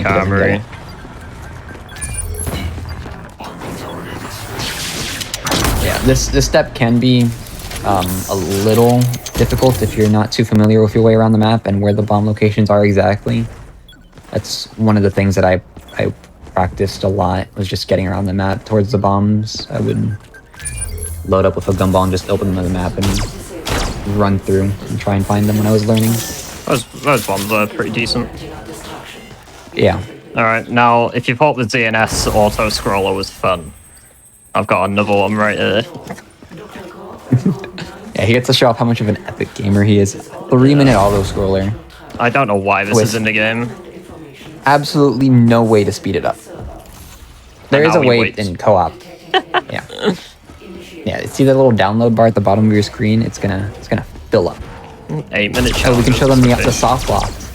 So you saw those grates that close in the back corner downstairs? If you stand on the facing pack punch, the left one, when this download is completing, it'll force you out of bounds, and you'll have no way to die unless you have grenades, and no way to get out. Ooh. Okay. I'd like, at least give me rain, but I got any of it. Yeah, so the ABH is good. I think that's the only genuine soft lock that I can think of. What, right here? Oh no, yeah, the SOE one. If I stand on this, it just throws me into the wall. Yeah. But that's only when it completes. Yeah. Yeah, I'd like to say I've only had it happen once, but I've had it happen twice because someone in my game didn't know that it could happen, and it happened. Had to explain it, though. Bill, that'd be a good TikTok for you. It would. You should throw it up. Yeah. So is this 3-minute auto scroller? Is that there for co-op runs as well? Yeah, every Yep. single one. On Ugh. co-op, you can actually, if you time it, one player can use Anywhere But Here as you start it, and you can just teleport back into the map. Because after this is done, I basically need to complete a fetch quest. And if you anywhere but here out of the lockdown at like the right time, you can just wait at the place that you need to be. So it's a good time saving co-op, but you can't really do it on solo since there's only one of you. Yeah, in a co-op, it doesn't really save time. It removes RNG. Yeah. And you can also ABH out of the first lockdown that you saw him do way early in the game, but that one's very difficult to do. Yeah. I don't know how precise, but it's probably like fraction of a second. Yeah. Probably a couple frames, if anything. I think it's like quarter of a second. I'm not sure. Yeah, I'm glad that we figured out that was slower and not worth doing. It's not even like slower. It's just not really worth, I think. So for a lot of these maps, like obviously co-op speeds it up because you can have more people in more places. But like how different are the strats? Like does everybody get, you know, a really good weapon? And some of the maps, no. It's basically just anything that you don't need, you're not going to do. So you don't really need a good weapon. Like sometimes on this map on a co-op, you'll just be running around with a starting pistol, like or like a random wall gun, like. Some of the maps though have really interesting co-op strats. Like the Revelations co-op strat is really fast. It says like, I mean, the solo world record is a 25, and the co-op world record's what? It's like a 15. A 14, yeah, 1553 without round robin. With round robin, I think we got a 1445. 5x. Wow. 14.4x. Yeah, Like that. Revelations in 14 minutes is crazy. Yeah, and the same with Origins as well. Origins world record is 42 minutes, and the 4-player one is 19 minutes. So it's it's mad how it can change. But then again, holy, Shadows of Evil actually gets slower the more people that you put in. So the solo's the fastest time by like it's a 21 minutes, having the 4-player is like a 26-minute run. So yeah, it gets slower the more players you add. Yeah, but so the Shadow speedrun, well, most of the speedruns are not most. Shadows and GK are just a solo speedrun done with 4 players. Yeah, DE is quite interesting because you have to do obviously the more players you add, that player then needs a bow. So the strats get quite interesting with how you complete each bow in fast times.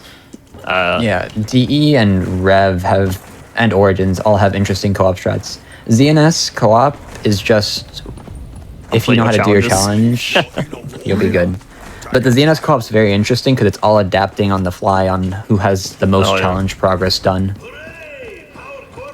I really like ZNS co-ops, they're really fun. Yeah, ZNS 2P is probably my favorite 2P. I'm gonna try hit a quote skip here, by the way. Normally, Sophia, the robot, will like start talking for ages. But I'm gonna hit this trap, hopefully, and skip that quote. Yeah, he's also gonna delay walking up stairs on Dragon's End. Oh, because she started talking, yeah.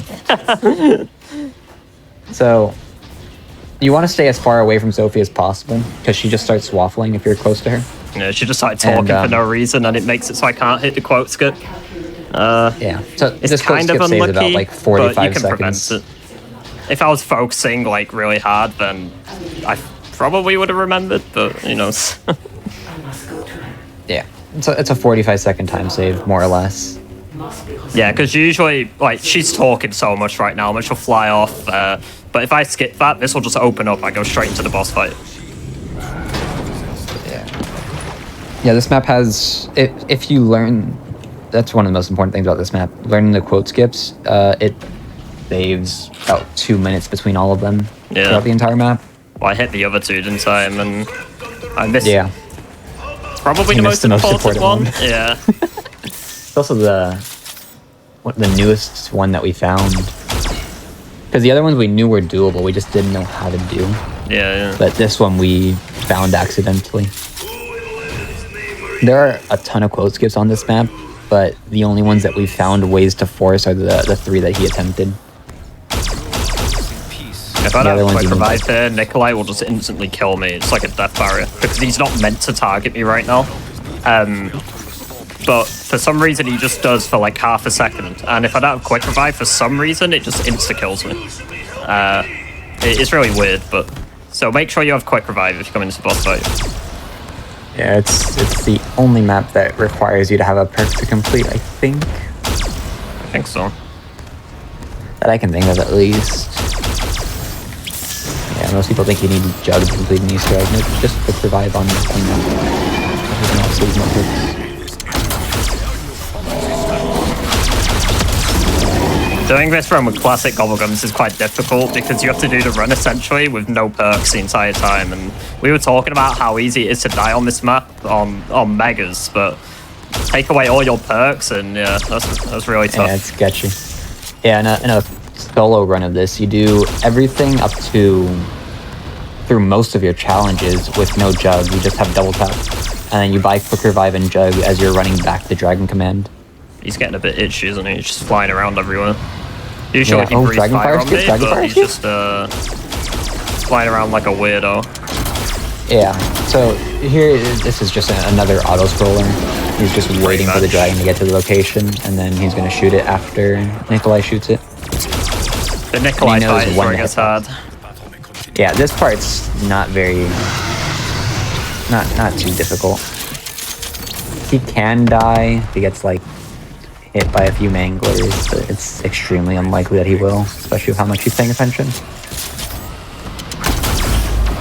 These fireballs will ruin your day. No, Be careful, I prefer the fire. It's near impossible to die with the fire active, but with the fireballs it's very easy. You can actually start one of the song Easter eggs in the Nikolai portion of this boss fight. But I wonder if I'll ever find a way to do. skip this. Yeah, this is a 30-second cutscene. In-game cutscene. I wonder if we'll ever find a way to skip it. I don't think we will, but It'd be a free WR if you did. it would. Because you could be 30 seconds behind at boss center and then... Oh, you're ahead. Alright, so this boss fight's really hard. He could just like... If he uses one attack, he'll use his minigun and it just shreds me. So I'm gonna have to hide if he does that. Yeah, there's 3 attacks he does. He has miniguns, he has the wraps, and then he has the spikes. I don't know what they're called. You want him to do anything but the minigun. Oh, we did wraps. I thought I had him do miniguns. Oh god. Yeah, because he stands still for the other 2 attacks. So the wraps are the little meatballs that spawn in. I have to be careful now. I've got rats so chasing me. And then there's the spikes. These spikes will do a lot of damage to you as well. Yeah, so this is where the boss fight can be a little difficult. These wraps go away. This is just... This is very messy. Yeah.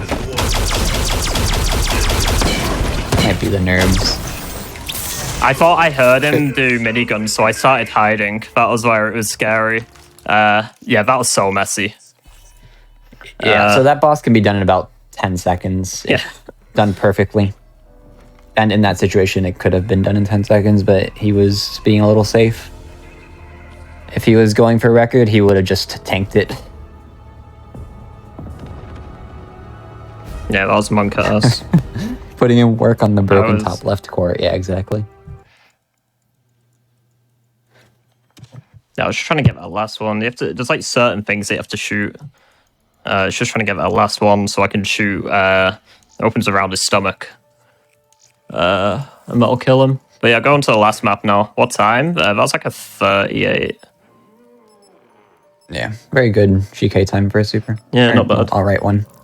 I think it Yeah, might so have been a 39 in the Revelations. end. Very, very fun I love speedrun. the speedrun.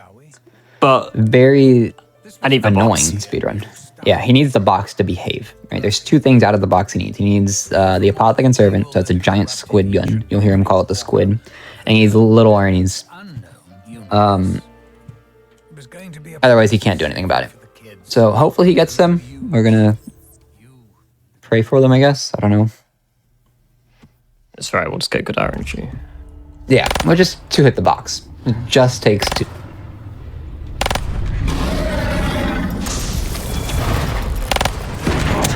What have I done? Yeah, so this is... Yeah, we love Dr. Monty. He's got some weird quotes in this. Yeah. I wonder if we'll say that he is that duck this game. He is that duck. I don't think he can because you're Richtofen and you don't really hear him talk. All right. Oh, because Yeah, he just, I think you're right. he just moans at you in this.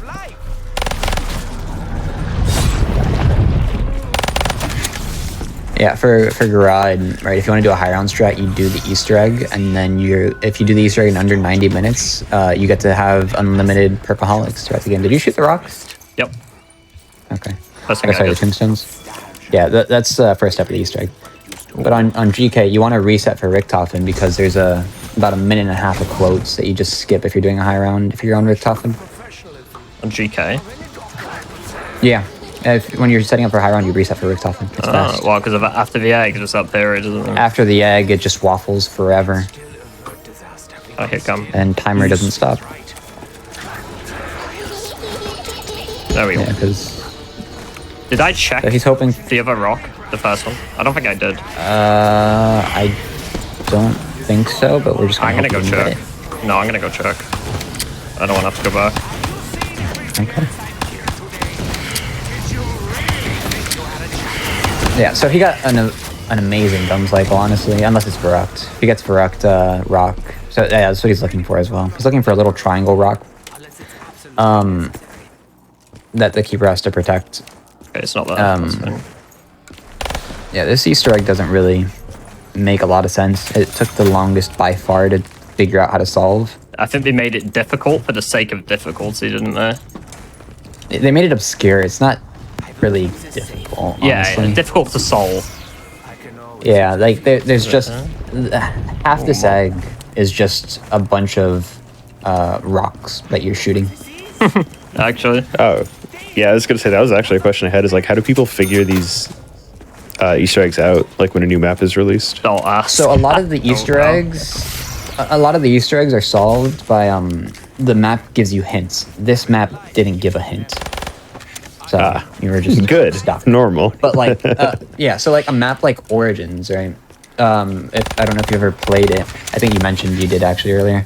But you'll hear Samantha, the girl, always talking and blabbering about the Easter egg. And if you go in Zombie Blood on that map, she'll pretty much guide you in the right directions. Like she'll say, step 1, secure the keys, which that's not too clear, but later on in the Easter egg, she'll say unleash the horde or rain fire, things like that, and that kind of guides you in the right direction. 310. But otherwise, it's just shooting random things and hoping for the best. Let's think on this one. I need to defend the keeper here, but if I just exit the spawn zone, all the zombies will just despawn, and I won't have to defend him. But you'll notice every single zombie will just be targeting him. Yeah, so he's gonna leave here as fast as he can and hope that the keeper I need to doesn't do the die. engine first. Alright. Yeah. He's also hoping to get Arnie's before the bug ground, or before the keeper finishes, Yeah, and the hopefully. squid. So that you can see a very interesting skip being done. Yeah, Yeah, I actually like basically what's happening. Yeah, that'd be very cool to see. So there's a step that right after this, the keeper finishes, where he has to throw Arnie's inside holes in the big beast thing that's flying around the map. It's really a stupid step. Yeah, it's a very stupid step, especially because zombies can spawn inside those holes that you're trying to throw block stuff you, into yeah. and block you. They can also spawn, or they can also fall out of bounds, even if you get it through the hole. Very annoying. But so Margwas are gonna spawn during that step, a lot of them, which are those tentacle monsters from the first map, if you remember. And they're very annoying to kill on this map because unlike Shadows of Evil, you can't actually bait the heads on this map. So what he's gonna do is end the bug round and all of them will instantly die. We don't know why it happens, but I just know it does. Yeah, it's And kind of so we just weird. abuse it. Yeah, he's also looking at his timer right here to see when the beast is gonna come around because he needs to capture it. Yeah, he comes And- around on the cycle. Yeah, he's cycle based, so we remember it as a lead number plus or minus 40 seconds. It makes it very easy. 4 minutes 20. Yeah, 420 if that wasn't clear. Yeah, so he knows his keeper is still alive and well because the zombies are not attacking him. And He will now be we just done in hope like for... 50 seconds, and now I'm just gonna gotta hit the box and hope I get what I need. Yeah, I he's do have holding his more fire fire sales sales, here. which is really good. Yeah, for marathon safety. If it was like record pace, he'd be cycling right now.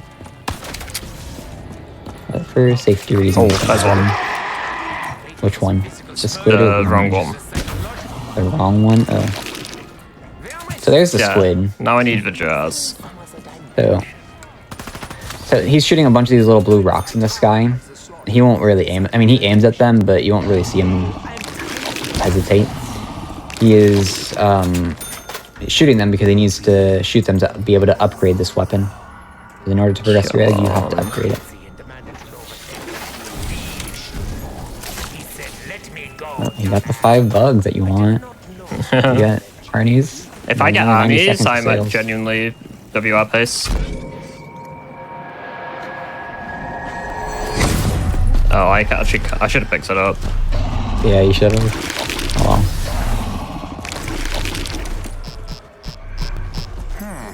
Yeah, so he's looking for little blue rocks in the sky. On the bug round, they're very difficult to see.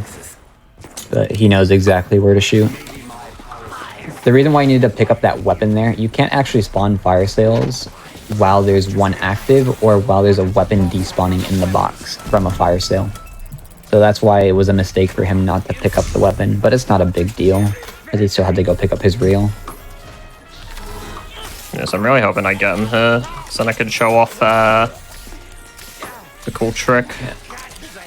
Yeah, was your box in mob or sorry, not mob, in Origins or? I'm not sure. Yeah, so here the Varix is useful for this map because he's going to be cross-mapping a couple things. Oh, you don't really need it, but it is nice to have. Gonna keep that haymaker. I'll need it for later. Yeah, that'll be useful for boss 1. I got my rain. All I need is Arnie's. Yeah, so unfortunately he can't progress right now. He needs the Arnie's. That is the next step. I thought I got him. I got trip mines. Oh, he's a bit. Oh, there we Spam go. interacting. You got him? Yep. Let's go. Best way to activate him. Oh, so sorry, I didn't mention that. For mob, it's very easy, and Shangri-La, it's very easy to start. You're just gonna wait for him, for mob at least, you're gonna wait for him to teleport to you at Bigrocl, and then you're gonna jump over immediately and stand on the rock, and he'll insta-start. For Shang, if you're in solo, you're gonna start him in the Origins footprint, in that location that you buy him there, and you just book it to Shang. And he should, and you just stand on the rock, he should insta-start. On Bigrocl, you can do something similar to mob, but from Kino, or you can down yourself, and it's a very quick thing to do. He does it in WR if you want to see that run later on. You can look it up on YouTube, just Revelations WR should come up as the first one. But you down yourself to start Bigrocl, and he'll revive you, and then he'll start as long as you're far enough in. Did you brick? Oh. What was that Marglim? Uh-oh. There is still much to do. Okay.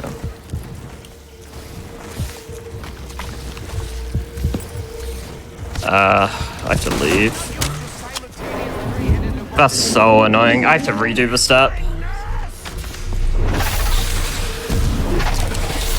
It's probably worth ending the round. Yeah, because you're gonna have a bunch of Margos chasing you. Yeah. So we'll still be able to see the skip, but just not it working, I guess, because he unfortunately downed. I'd buy quick revive before Margo slams you. Yeah, true.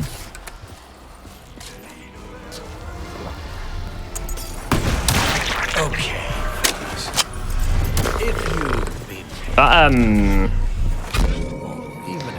Yeah, that was just unfortunate. Yeah. Okay. So now he has to redo the step, which not a big deal. You get to see more gameplay. But normally he would finish throwing all his all the Arnies, and then he didn't even shoot all the rocks. Did he shoot E? What? Yeah, he did. Yeah, I shot D. You needed to buy a Vesper or something. Should have mentioned that earlier. Alright.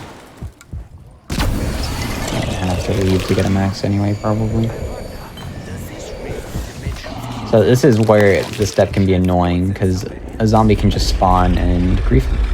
Oh, I missed one. I didn't realize. Oh well, Yeah. this is horrible. Did I get blocked? I think he did. Okay. That's kind of awkward. I couldn't really tell. Yes, this would be what we call a dead run. Yeah, and if it was a normal Revelations run or a normal Super Egg run, he would have reset, but he'll be able to complete it. He just needs to get 2 max ammos, or 3 max ammos. Become a pacifist? Probably not, but maybe.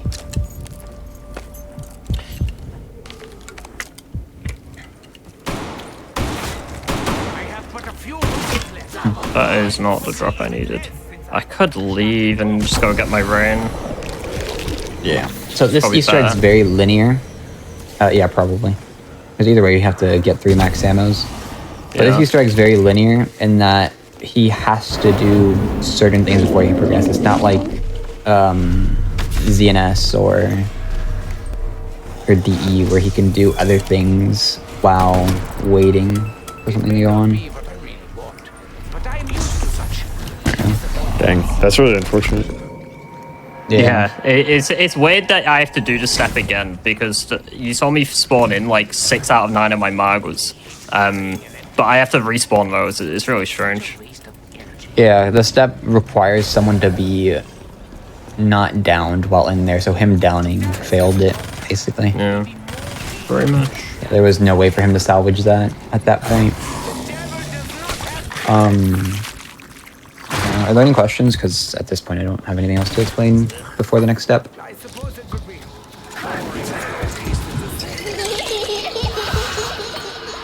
In chat, you can ask questions too. I have that open. I guess what's your favorite map to run? Probably Shadows. Could be this game, could be any game.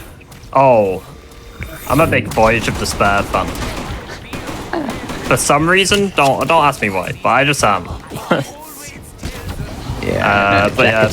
Shadows of Evil is probably my favorite. Otherwise, that's a really fun speedrun. I think it's like the least RNG map, so that's probably why I like it the most. Alright, well I got a max out, which is really nice. Means I can choose my other in later. My favorite's probably, well, my favorite depends on what I feel like running. I like all the maps, honestly. Yeah, they're all solid. But I like running either Origin solo or like a ZNS co-op. Origin's 4P is very fun too. I don't know, I'm just a fan of this game. Actually, we've had a couple questions from chat. How do these skills, or do these skills, translate into multiplayer? I'm terrible at multiplayer, so... Yeah, probably just aim. I don't know. Yeah, even aim. I know how the zombies work and how they move. I don't know how people move, so like I don't need to worry about it. I don't know why there's a Magor. Is he scaring me? Or is... Yeah, Jack though is very good at multiplayer. Well, not multiplayer, but shooters. He's the top rank in Overwatch. No, I'm good at League. I feel that. This game is more knowledge-based than mechanics-based. Than anything. Oh wow, that was a little scary. Oh, of course. Yeah, you did.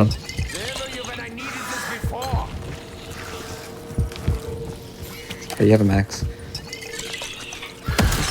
So yeah, this guy spawning here is real. Oh, that's really lucky. Actually.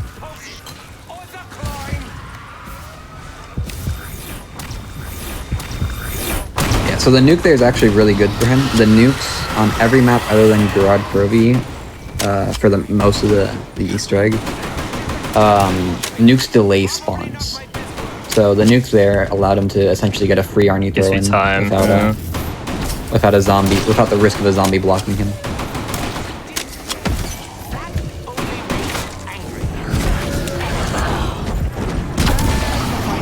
So he knows that this is the last set of Margwas and that the step is going to complete because it's the Void zombie, the Void Margwas.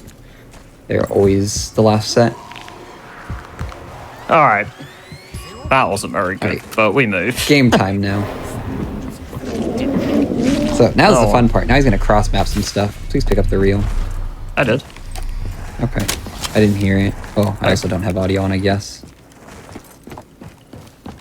I'll pack a punch my haymaker later on, since I need to go back in there for another step later.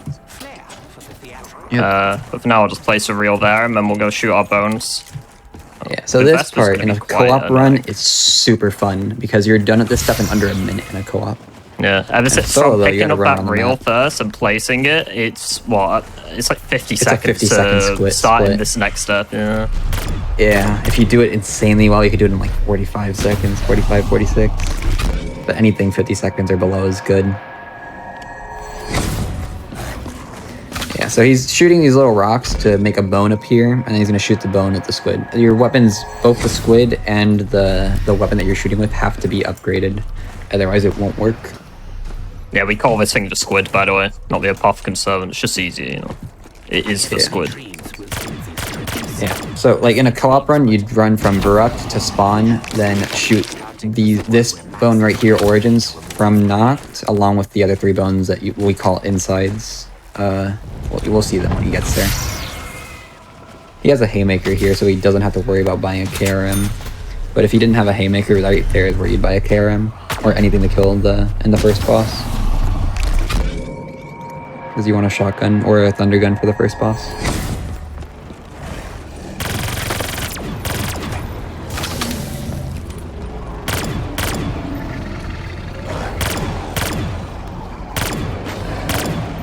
So shooting. Yeah, so it looks like he was aiming at nothing there, but there's a little rock that was protruding to the side, and there's a little rock protruding in the other locations. He just knows exactly where to shoot. It's a bit awkward with the Vesper because the recoil's really bad, but dude, these are so precise. How did anybody figure this out? Yeah. Usually you have to do like a wall run and using the anti-grav, you can you have to jump off a wall run mid-air and 180 shoot it, but we can just shoot it from Noct real easily. Yeah, that's why a lot of players run the Varix 3 scope, so it lets you zoom in, get a very easy shot. Because you can see them, it's just very difficult, and especially on stream where the compression's there, you're not gonna be able to see it. But if you were on your own game, you'd be able to see it if you know where to look. DJ, me and my team were the first in the world to complete the Forsaken Easter egg. That was me, Kooky, Scrappy, and Big Boy. Yeah, so shout out to those guys. Yeah, most of the chat has been a bunch of our friends. It's very cool to see them show up and support us. Especially the UK guys. I know it's late. Yeah, it's 6:30 a.m. for you guys. Yeah, I was gonna say that's the one downside of this show is there are so many European runners. I'm like, yeah, you should come on and showcase your game. And they're like, oh, cool. What time? It's like 4:30 in the morning. Yeah, you said to me, I was like, I mean, I can ruin my sleep schedule for it. I basically live by an American sleep anyway. Run co-op with these guys at 2 in the morning. It's not good, but there we are. Yeah, this step you're just aiming at little blue rocks in the sky to focus the laser on Sophie. Sophie from Bigrocl, this is where she came. And you just escort her now. A lot of escorts in the last 2 maps. Yeah. He's trying to end the round here because the next step he does need to fill a bunch of soul boxes. I know everything's gone to hell in a handbasket. Ending the round is good. But I'm really glad to see He's trying to get back to raindrops because this is it's the last gumball he needs, or that he would like. He doesn't really need it. I'm really gonna very try nice and get to it. have. Yeah. Yeah, with the Vesper. Usually you would have like a HVK or an ICR and it makes the boss fight easy. Yeah, the second boss. Yeah. I basically just gotta wait in here for a little bit now. Pick up that book.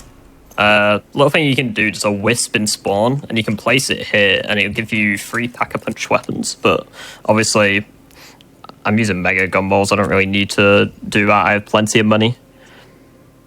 Yeah, that wisp only spawns when you've completed the super egg successfully, including Shadows of Evil. So really? Essentially, yeah. I actually didn't know. And you have to have every Easter egg done.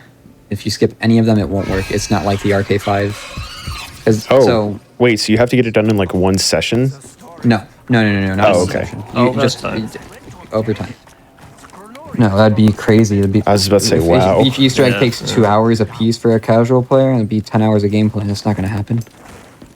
Yeah, that'd be brutal. I got the worst egg spawn here. In each location, there are 4 different egg spawns. I need to collect them and charge them with zombie souls. I got the worst one there. It's not really much of a time loss since they're all fairly close together. But you know, these things add up. Yeah.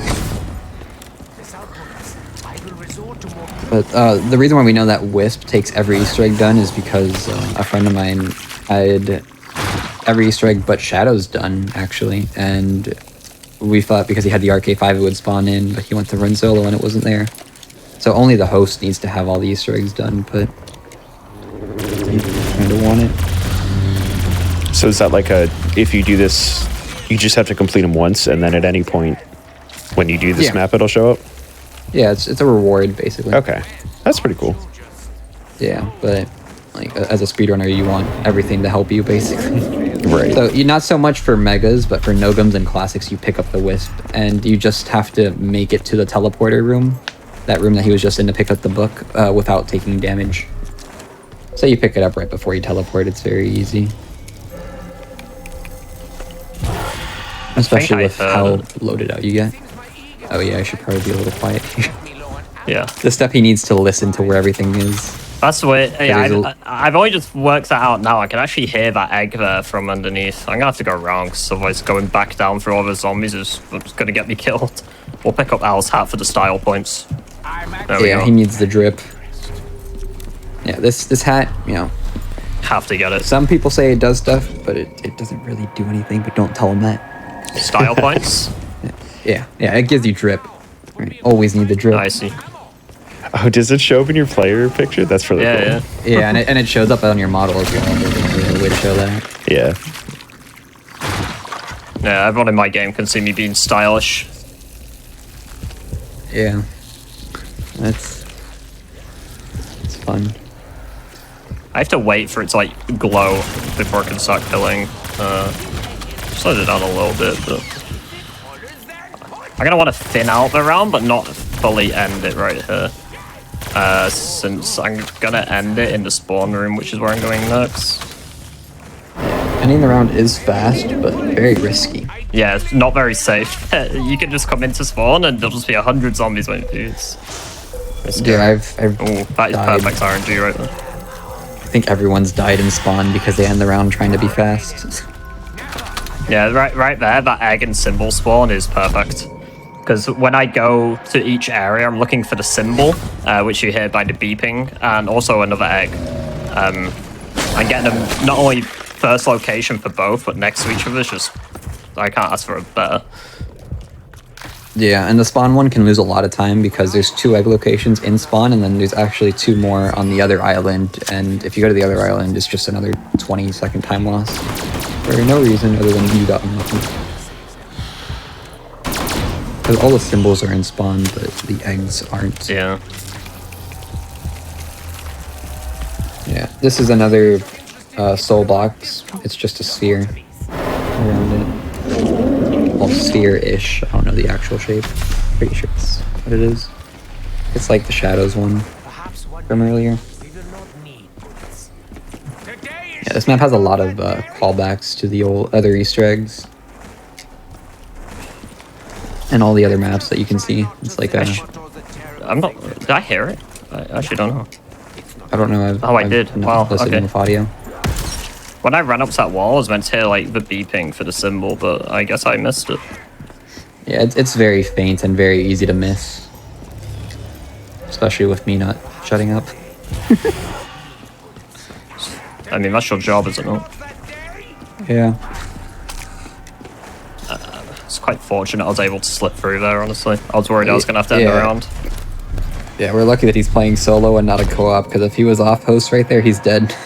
Oh, yeah. I mean, I'm used to playing on, what, 150 ping on American lobbies? Like, Yeah. yeah, And co-op spawns more zombies, right? I actually legitimately yeah. don't know much about that. They do, Yeah, and so there's, faster spawn rate as well. Yeah, so it's a 24 zombie cap in solo. I believe in co-ops it's +6 per player. Huh.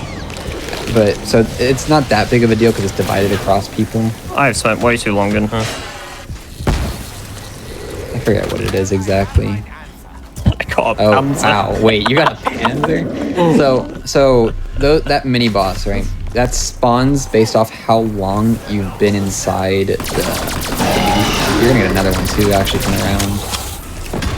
I got Margot. Yeah. So if you're in there for too long, you can get a Panzer or a Margot to spawn, depending. And round 12, you also get a 12 or 11, one of the two. You can get a Margot or Panzer spawn. I have 2 hits into my gun cycle right now. First room players of the snap are insane. Oh, I know. They've got some icy movement. Like, this is one of, if not the hardest first movement. Is that people that like only stay in the first room? Yeah. So they should How? get to the highest round possible in the first room. So they have the RK5, they have the Shiva, and they got quick revive. Dude, no way. No pack a punch or nothing. They make it. Yeah, no nothing. And they get I some remember 40s, dude. It's crazy. 1, 2. The Shadows of Evil's first room is like round 42, which is crazy because it's just a finale. I don't know how they do it.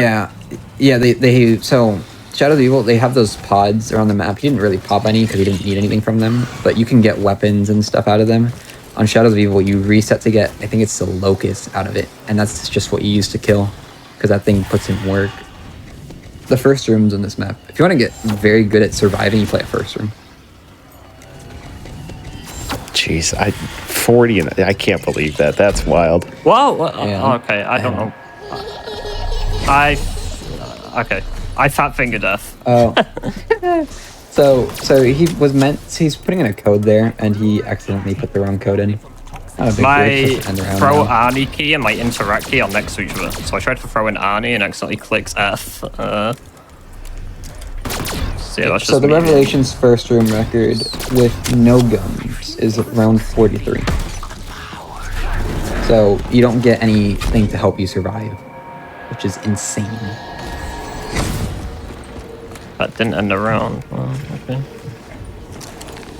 Yeah. Yeah, I need to flip around before I can go back in there. I'd argue like Rev is probably the hardest first room for Black Ops 3, not including Chronicles. Really? Rev or Shadows, one of them. I guess. I was thinking I don't know how SOE, but I mean, I'm not a first room player, so I don't know. Well, Shadows is difficult too, but you learn how to train in Shadows. But one mistake and you're dead. I think Tonesound in chat. Are you a first roomer or? I know you do something with Pirates. Shadows records around 40. You're right. Yeah. Alright, let's not fat finger this time. Yeah, the rest are in the 50s or 60s. GK is only 49.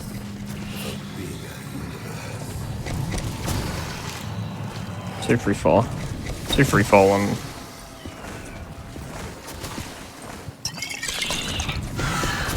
There's a lot of different ways to play this game. Some people high round, some people do first rooms and no jugs and Easter eggs, even round speed runs.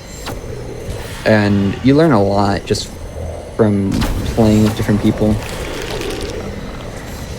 Like I've learned a lot of this game just from doing round speed runs because it teaches me spawn locations and round times. Because there are like set times for how long each round is going to take at least. This step here is all RNG. There's 6 symbols that it cycles through. That was good. It has, yeah. So he got what, like 8 there? 8 and 9, yeah. I think the lowest you can get is 4. Max is like, God, like 24. Yeah. Yeah. So it has to cycle through all 6. These locations, there's 2 locations on each side. He's gonna try to insta-kill all of them. He gets 2 Margos per phase. He's gonna throw an Arnie to the Furies, which are those little gorilla-looking things on the ground. This next one's a little so that they don't attack scary, isn't it? The fire one. Yeah. Yeah, I'll stay quiet. Yeah, I'm alright. If they spawn in the fire, it can be a bit scary to kill them, but we're fine. Yeah, this is where you want the Thunder Gun, because the Thunder Gun guarantees you insta-kill everything. The Haymaker, you should insta-kill everything, but there's a chance you don't. Failing that, he's run the KRM shotgun. I didn't throw a thingy. It's fine, this one's delayed spawns. Yeah.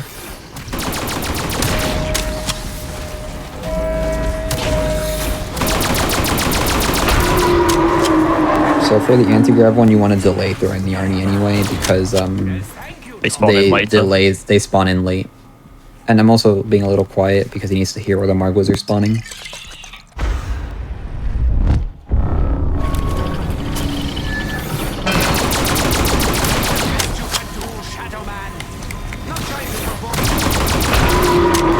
Yeah, so this is probably the most fun step in the Easter egg by Let's far. hope I don't suck. Yeah, I did practice so earlier, but very cool it's late, so... Yeah, please melee through the doors. Don't do it. Oh, of course. Yeah, so if he doesn't melee through the door, he can't actually complete the egg. I mean, he'd have to down himself, and he can probably complete it, but... Fenix just hard. It does just, you know, avoid having to down yourself, please. Yeah, I was playing yesterday. I tried to hit a mid-air shot on this one right here as I was jumping over. My ball actually got stuck like under the rock there and it wouldn't let me pick it up. So that's another soft block for you. Yeah, there's 6 toys. It's really funny that in the code it actually calls it the toys that you're collecting. And you're just trying to bring them back so that you can go into the boss. So here he's going to shoot, not shoot, but throw the ball at 2 locations, being the Origins Ice Tombstone, if you're familiar with that that map, and the poster in Mob of the Dead. If you've ever done that Easter egg, there's a poster that you need to either hit with the Hell's Retriever or throw a grenade at to progress the Easter egg. And yeah, but these throws are kind of difficult. Like, they take some practice. There's another one at Shangri-La that I'm gonna hit that, like, you're not even going to be able to see what I'm throwing. I'm just going to cross-map it. Yeah, and each of these skips that you see him doing probably save between 10 and 20 seconds each. So between the 3 of them, close to a minute time save. Yeah, I got it. Yeah, so he's just, you know, the best player on the planet. There's a reason why he has the record, and he's the one showcasing this game. Did you not see me throwing Arnies? Yeah, so listen, right, we're not going to talk about that. So this is the final boss. It's very lackluster, honestly. Yeah, it's a very lackluster boss. It's just like the Shadows one. You're just going to kill and fill up the summoning key, which is what he was throwing around. And then you're going to capture the Shadow Man again, just like in Shadows of Evil. So you're back to square one. He's throwing an Arnie for, to make sure it gets kills. And right now it's just another soul box. This game's just filled with soul boxes. Oh, I know. Could be done in a second. Yeah, he's probably going to hit the nuke after he throws the summoning key, just so that he has this con delay to use to be able to capture the Shadow Man. There we go. And that's so the super egg. Oh. Yeah, it's so a bit of a time. marathon, but yeah. We'll call time at the... Well, you see all the toys spawning. Yeah, we'll just call it anyway, because they're not going to know. Can't be familiar with every game. Oh, of course. So we TP, we go into the room, and that's time right there. That's the super egg complete. So yeah, God, what was my time check out at like 2:30 summit? I'd assume like high 30s. Yeah, 240. Just rough estimate. Little over 248. That's with load times, right? Yep. Yeah, that's okay. with load time. Real time. So probably call it like 240. Which is a little bit off WR, but you know, it's not bad. But Hey, the WR I mean, for this is very good, so. The 248 also included you resetting the first map. Right, yes, yeah, there you are. Yeah, and the bathroom break and... No, we paused for that. pause it. Oh, okay. Yeah. Yeah, GG, so that was fun. But yeah, so once again, if people want to, pick up these runs, what's the best place to do that? I think definitely stopping by our streams, and if you have any questions whatsoever, like we'll help you out. And even if you stream as well, very often we'll come into your stream because we're looking on the Black Ops 3 tab, we're seeing a timer, we're like, okay, a new speedrunner or something, so we want to go in and we'll help you. Yeah, we try to guide everyone in the right direction. Yeah. If you have a timer on, that's the best way to get us. It's like putting out bait. Yeah, pretty much. Yeah, once one of us finds us, we have a Discord with the speedrunners. Yeah. We'll just invite them. But yeah, I think we're trying to get some more guides out at the moment. We've got a Shadows of Evil Easter eggs tutorial for the speedrun. That's on my YouTube channel. I know Mikey's got some videos on things like how to solve the GK valve step fast. There's a way to tell which robots are coming on Origins, which is very useful for the speedrun. So yeah, hopefully in the coming months we're going to be cutting out more guides, more tutorials, and yeah, I really want this community to be accessible because I love it. Yeah. I posted up the ZWR site. So that's actually where I found a lot of the information about this. Yeah, definitely. Yeah, that's the website. That's the most up-to-date location for the records. Yeah. Our community is a bit weird. We don't use speedrun.com. Mainly because traditionally zombies is high rounds, right? But obviously we're a bit of a niche in that with the speedrunning, and I think we've grown quite well. It's fun. Yeah, the community has grown quite a lot in the past few years. It's very nice to see. Yeah. If you have any questions that we didn't answer, that we missed throughout the stream, just feel free to join any of our streams and we'll answer them. Most of us are... I know me and Jack are always popping through people's streams and trying to figure out who's who. Like scouting the competition. All right. Yeah, well, awesome. Hey, thank you guys very much for... Yeah, thank you very much for coming on and showing up. Yeah, thanks for having us, man. Definitely want to look at doing more of this, doing maybe a co-op showcase at some point. Yeah, that'd be cool. Co-op's less RNG as well, so... Co-ops are less RNG and some different strats. Yeah, for sure. But yeah, thank you. Yeah, of course. All right. Well, so that's everything for tonight. Thank you all for coming by and watching. If you missed the Black Ops showcase, or if you missed the TF2 showcase, or if you missed the Kaizo showcase right before this, youtube.com/gamesdonequick. These will all be uploaded in the next couple days or so. So you can go back and rewatch it there. Not much else to say. SGDQ 2022 coming up at the end of June. Only a couple slots left from what I saw. I think there's like less than 10 now. So if you want to go, register by May 23rd, and we'll see you in Minnesota. And that's all for tonight. Stay tuned tomorrow for Hades, as well as Mega Man Star Force 2, starting at 7 p.m. Eastern. And we'll see you guys then.